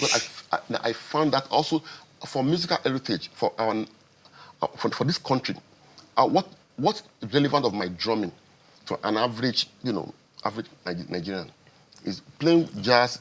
I love jazz. I'm not condemning other genre of music, but I found that I looked into what what an average Nigerian will really Appreciate right and there respond on to. stage. Okay. So then the HOD then beckoned on Nigerian Navy. You know, those days, Nigeria was still very much okay to sponsor the Air Force, Navy, to study music. So we have some great drummers in Nigerian Navy, great guys, great, like Osagi, the past. So they sent me down to Nigerian Navy Slow Music, and they got some material to assess me in Ife. So they assessed me through that, So you attended University of Ife, Navy Center. Yeah. So that caught my attention that, then, drummer, can I fill this gap? So I proceeded to my master's there. My master's, Ife retained me for my PhD. And by then, by the grace of God, I became the known drum lecturer around then. I've seen some of your videos also teaching drums, like you are using mathematics. I'm wondering, God Almighty. Tell us about this video that is on. There's one we saw earlier. Yeah, the lighting is not too good because I can't really see the picture. Oh, it's just the drama that was on air earlier. What necessitated this show that you put up? Okay, this is called drum art. Okay. In drum art, we use drum language as a surrogate for woman voice. And one thing that my research, my PhD, my master's research was on drum language. Okay. We explore different drum language, different drum elements in Nigeria. As far as the north, east. Drum language. Yes.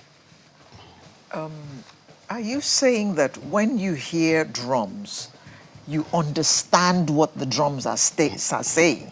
Yes. An average Nigerian that's very strong in culture is cool about drum language. Not just. And it doesn't have to be a talking drum. No. It can be any drum. Anything. Down to agogo. Those days, the town crier, they used a gong to communicate, to pass message to some codified drum movement to the villagers. So the villagers they are cool about particular drum cowbell code. When there's some code, it's a danger. There's some code that depicts, joy, good news, Some depicts maybe war. Oba's wife has had a baby. Yeah, pending. So drum language. Danger. Yeah, danger. So drum language can be as far as just mere drum, agogo, cowbell, down to other elements, talking drum, down to beduoba and others. So drum has this ability to imitate spoken word by hiding on the rhythmic flow. So our languages in Africa, they are very tonal. High tone, mid tone, and low tone. So our drums has the ability to imitate the languages through the spoken word, through the high tone, mid tone, and low tone. So good drummers in Africa that are good in poetic declamation of proverbial words, they can easily imitate drum language, imitate spoken words on drums. So if Ara, of course you know Ara and her talking drum. So if she walked in here now and played her drum, you would understand everything that she was saying with her drum. Yes. Let me give us one secret, one heads up to that. It's difficult for any non-carrier of culture to understand drum language. But one thing that will always help is that contextual usage. So when the drummer comes in now, the drummer will most likely greet.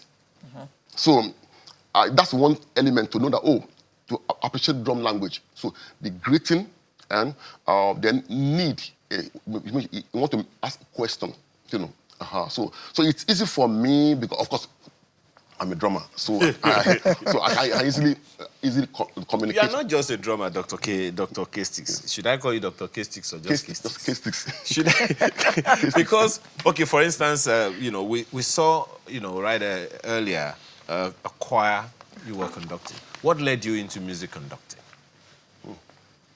Okay, well, thank you. At the point, I saw a need for me to appeal to more people than on the stage than just drumming.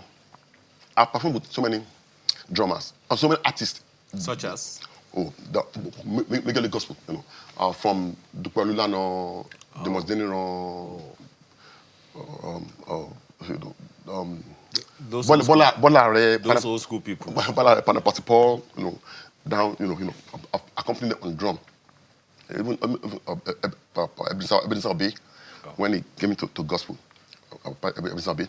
And but I found out that I was only confined to sitting down at the back to drum. And I knew that I had a lot inside of me to express, And I saw the vacuum in how to permutate with rhythm, how to make our musical elements, put them into rhythm and for better expression. So I saw need within myself to, beyond just drumming, I know if I stand in the front of the choir, I can appeal to more people. I can get more result than drumming. Those days I used to drum, I had to be confined on rhythm, keep rhythm. You're not allowed to do anything other than playing rhythm, except when you're allowed to improvise. But I believe if I'm directing choir, I can do more for God. I can touch more lives. I can express myself more. So that's what led me into going into directing choir. Are you still teaching at the University of Ife? No. What do you do now? Okay, now, thank you. Now I'm a director of cross-cultural musical. I've always been within me to bring something up, the cross-culture. I see a need to, in our diversity, there's some things that are very unique that can portray unity. Even in our diversity, I see unity. So it's tough for me to stand out, to stand out as a music director in this aspect. Most people want to embrace one particular culture, stay in one culture. I see need to bring culture together. So the unity in our diversity led me to want to go into cross-culture. So for a while now, I've been trying to bring in cultural elements from different geographical locations, And I started that in Daystar, when we used to use bata drum. Bata drum are they are acoustic instruments, or bata, omele, sakara, So meanwhile, Western instruments, violin, orchestra, they're well-tempered or tuned. They are tuned instruments. Let me not go into detail. They are very, very structured. They are tuned. They've been tampered with. It's not natural. Because something is organic. So those piano or instruments, they've tampered with them to tune them so that it can sound a particular way globally. All over the world. So the piano C4, or the middle C, of any piano in the US will sound the same, 256 CPS in Abuja, in anywhere in the world. In India. Yeah, India. But a talking drummer in maybe in Ghana, playing Gaga, we tune the drum based on the culture, the oral perception. Yes. So there's this freedom. Yes. So I tend to gravitate towards something more natural. It's more natural with us. So now most people embrace the natural acoustic instruments. Most people embrace Western. I saw a meeting point. Can we marry acoustic instruments with the Western and to bring in elements? So we started that in 2005 in Daystar. People criticized me. It's not possible. We're breaking musical laws, And I forged ahead. Thank God that then I was a scholar. Then after 2005, I already had my master's. So that gave me this kind of background. If I was not school, I'll be scared. Oh, musical law, law. Okay. The part of the law breaking that you did, that you have not been arrested for, is in this song. Let's listen to it for a bit and you tell us about it.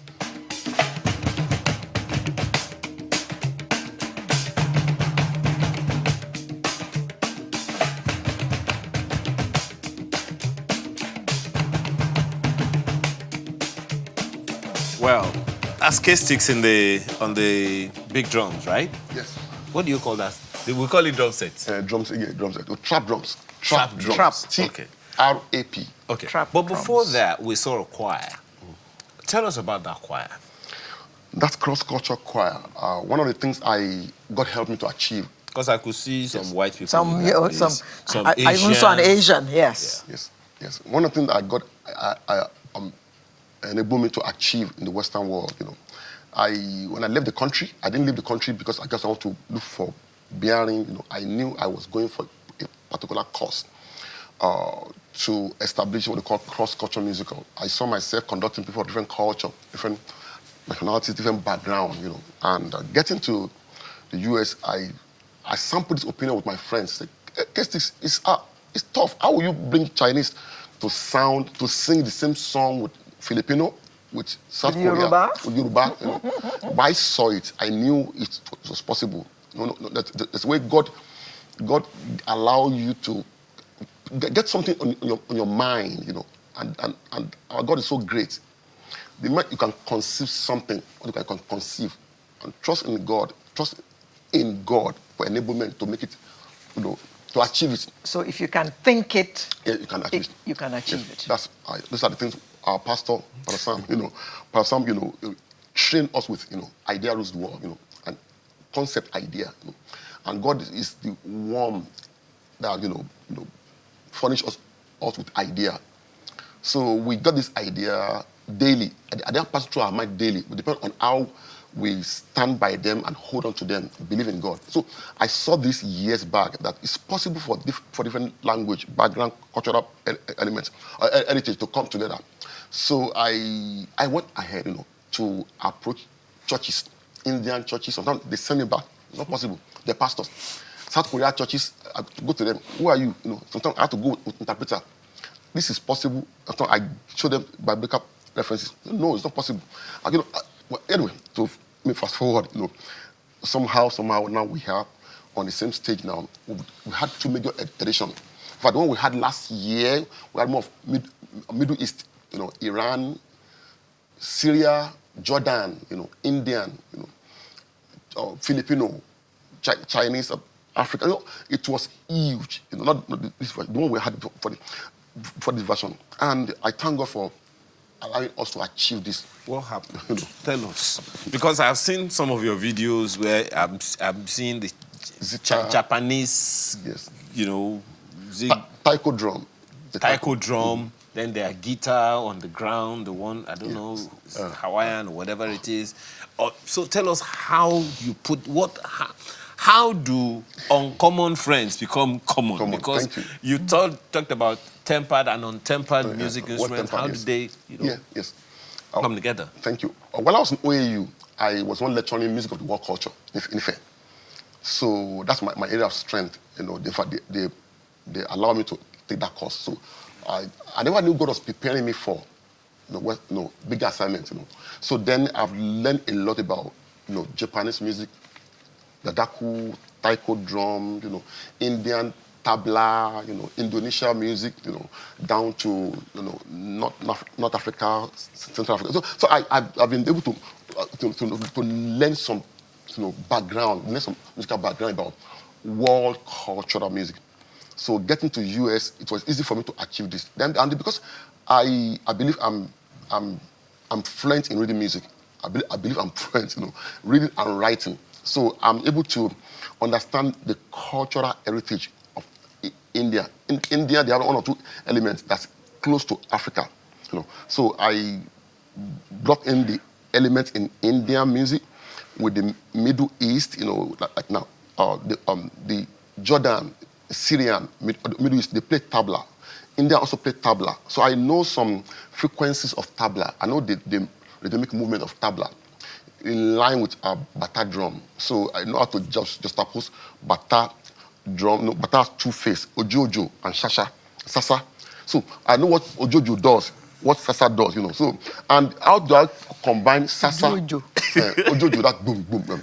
Okay. That one that had the ida. Okay. So the sasa, the high pitch tone drum of bata has some elements with tabla of Jordan, So I'll be able to identify those elements while I was lecturing in Ife. These are things I taught, So getting to the field now, one thing I've been trusting God to do that. I don't want to be a lecturer. Those days, my students know that I won't give a drum piece exam that I can't play. Any exam I cannot play myself, I won't give you. So for me to be able to play exam piece and I give it to you and you want to play that, no. You fail. So I try to make sure I be the first to fail the test or to pass or fail. So I try to combine the gown and town, which means the academic world and Western world outside. So getting to the field now in the US, I was able to. Of course, before that, I've been going to US before that for the cultural exchange. Sometimes OAU send me to US for some cultural exchange to represent Nigeria. And so I've been able to teach our drum art to some universities in the US. So I've been doing that for a while.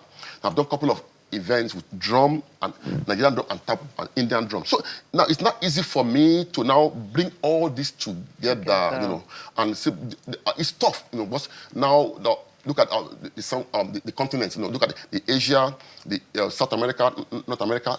I pick different musical ideology from the various continents. Yeah, from different continents, Asia. So I dwell more on South America, on Asia and Africa. Okay. So they have more strong musical heritage there. So I dwelt more on that and brought all together with voices. And so you made a Japanese to be singing Isheolua. Yeah, Japanese. Well, God is watching you. But just one question, and this might be a little controversial. Definitely, from like the 80s into the 90s, I've seen that Africans are more African in their music appreciation. We tend to go more with our cultural, stuff now than then. But it would seem like if you were to speak to music generally, how well are Africans doing with African music? There is this controversy around Afrobeats with an S. I'm sure you have heard about it. It's all about rhythm. What do you make of all of that controversy? Do you think it is necessary? Did we need to be struggling about genre? What do you make of African music as it is going all over the world? Do you see it sustainable, or you think we need to do something? Yes. In fact, we're going to a point at which Western world right now they are looking out for new sound, different sound, cultural sound. They're almost tired, almost tired of their sound. So these guys now, they are trying to embrace our culture. Right now, in the Western world, Afro music is doing great. Sometimes I go sit down in some malls, some stores, they're playing, whiskey music, typical, Western world. So these elements that we got, Afro hip hop now, is doing great now in the Western world. So we shouldn't look down on what we got. African music is a strong one in the Western world. People can go any length to want to learn to study. I have a professor of music in Texas. He traveled down to US, to OAU then, for months to study the drum, our culture. And now this guy now in Texas is doing great with that. Drums. Okay. That I drum. saw you. Okay, that professor. He was on the talking drum, and you were on the So trap drum. cross culture. I was on trap drums. It's on dudum. Yalu dudum. Yalu is one of the strong emblem of African culture. Yeah. Not just talking drum now. Yalu dudum. We do shawuru. Now you see a white guy, Playing that. Came to study for months in Nigeria. So I think we should embrace what God has given us. So I'm not seeing African music going down. I see it going up more and more. So Going upper. Upper. So Now, I think we should embrace what God has given us. One quick little one. How popular is the study of drum at university level? To be sincere, not too popular. Now, back home here, it's not really good because, of course, who are the lecturers?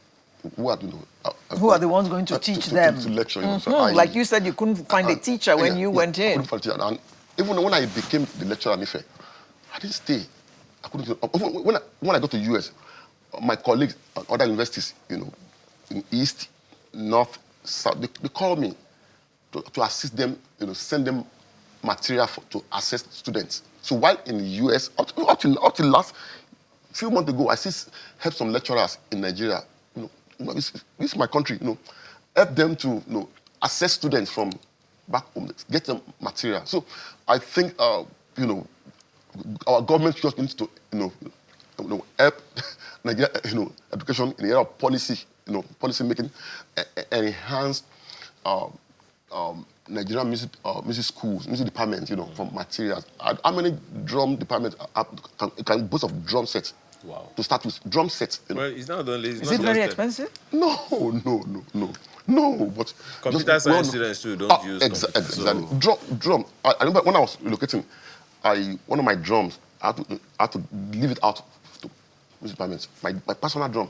A few months after, the student called me, K6, no more drum. It's government to help Nigerian institutions. So the music department, materials. To the question that she asked, a quick follow-up to it would be, do you see technology threatening the study of drums? It will be very difficult. It will be very, very... Because all the drums are on the keyboard now, so... No, they try to sample... That's been for years. It's different. Of course, it can be. It's like organic and synthetic. It can be. There'll be so many research work that talk about it. I think I wrote. I published 1 or 2 papers about this. The how synthetic drumming or drum tone can't be compared with the natural tone of and this hour. This hour. The hour. So even I try my style of drumming. I play trap drum, Western drum. So I try to express myself, my ideology on Western drum, still on this cross culture. So I've embraced cross culture for years. So all I do on drum, on my Western drum, I try to mix some proverbial words. I try to communicate. What an average bata would do. By the way, my PhD thesis is on bata drum. So I understand this bamu, joge, jode. So all this what they do, I can replicate them all on what an average bata drum will, our all this, so all this heritage, I can build them up on Western drums. So even with that, I see need for me to communicate, for myself to communicate to the world, communicate my intent, my musical ideology from Western drums, not talking drum. So honestly, our culture is strong. There's no how African drumming or drum art will go down. No. And technology, AI, it will be tough. I don't know the future, but I know it will be tough because there's something about African drum. It's majorly based on this tradition, culture, oral perception. A lot more on emotions. Yeah, a lot more on infilling than theory, than practical. So it will be tough for African drumming to go down. It will be very tough. So, what do you do now? Thank you. So right now, I'm working on, right now I consult for churches and institutions. Oh, you're back home finally. This one is an international correspondent. Between and betwixt. Yeah. Okay. Yeah. So for now, I embrace what they call cross-culture musical. So I've registered cross-culture and doing well in the Western world. I think registered, with 501c3, so we can stage concerts, well known, not that we're doing backdoor. It was registered, U.S. government gave us the necessary approval. So it's on its own, it's a non-profit company on its own. So cross-culture musical, and we also now recently registered it in Nigeria, in Abuja, in the CC. So we have cross-culture back in the U.S. and here. So we're looking at ideal time when we got all the logistics in place and government policy will help us. We know what's going on in our country right now. A lot of issues, differences, insecurity. But even in our differences, there's some unifying factor, So we're looking at how do we bring out our cultural heritage, bring them, get Idoma, the Hausa, Hausa, Fulani, the Nupe. Benue, the Atilugu. All of them in one choir. So not in one choir yet, So, I'm just wondering. Yet. Yes, I won't expose what we're looking at. Okay. So there's some virtues, that we have in those elements, bring them together for the whole world to see, So we're working on a couple of stuff, but majorly on cross-cultural musical, and of course the aspect of choral also the choir, trying to also look into how can we beyond the walls of church now. I'm for redeem. I'm for head. How can we? What's the role of music in the Christendom? How can we? God did not tell us that this particular church will be the route to heaven. It's not about church. So where the church. It's about the body. So body of Christ. Body of Christ. So beyond the denomination of churches, what they have, their musical heritage. How can we bring the best out of, get the best that God has put in every chorister. Of each of them. So we're working on that, some things in line with that, and of course, things that also benefit Nigerian cultural heritage, our pride, nationalistic pride, So we're working on this. This is our underground. Now that we've registered cross-cultural musical in Nigeria, so we're working on some things that we trust God that in due season will come to pass. How about mentoring? Because you spoke about it, you just stated it, but how much of a need is that? Particularly because a good number of secular artists today started from the church, and they are now wherever they are now. So what's the place of mentoring in all these? I think that that's more, it starts from one to a level. Government policies that will probably encourage an average person or a average student to want to study music and to see hope after studying music. Is there hope for me? So I remember those days when I was still in Nigeria, some parents would call me, Oga lecturer, our son is saying he wants to study music, that you're doing. Can my child succeed, like you? I said, no, you can't, like you. So I see. I usually encourage the parents to allow the children to study music, but everything still based on boils onto government policies to help on Nigerian music, Nigerian institutions, encourage them to equip. It sounds like you're saying that government doesn't see the need to support institutions in the area of art and culture. So encourage people to want to go into music.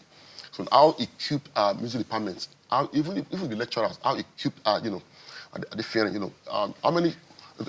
Most people want to go towards private universities. How many private universities is offering music courses, in their schools, So it's more music courses are more in federal schools and state schools, not really on private schools. And the government need to encourage federal schools, equip them, Like I said, how many federal schools can boast of common 2 or 3 drums. So that policy in that area. Also churches and institutions also encourage, pastors encourage music performances in the area of supporting artists, supporting artists, and I think that will help people to want to do more into music. Okay, well, thank you so much. K-Sticks. It sounds like we are not done with you yet. Not done? But we are done with the program. Okay.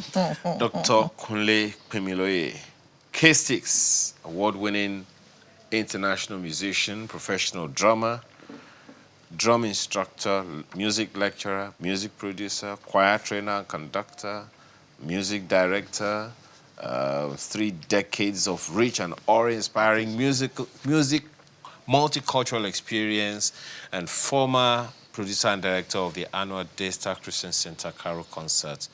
Thank you so much for your time. Thank you for having me. We appreciate it. Thank you so much. The education. Thank you so much. Okay. Unfortunately, we cannot sing our way out of this place so that we can say you conduct. Thank you very much, K6. And that's our package for today. Thank you for being with us. We hope to bring you a fresh one next Saturday, he being our strength. My name is Alero Edu, wishing you a very happy weekend indeed. And a happy World Press Freedom Day to us. I'm Aya Makinde. Enjoy the rest of your weekend.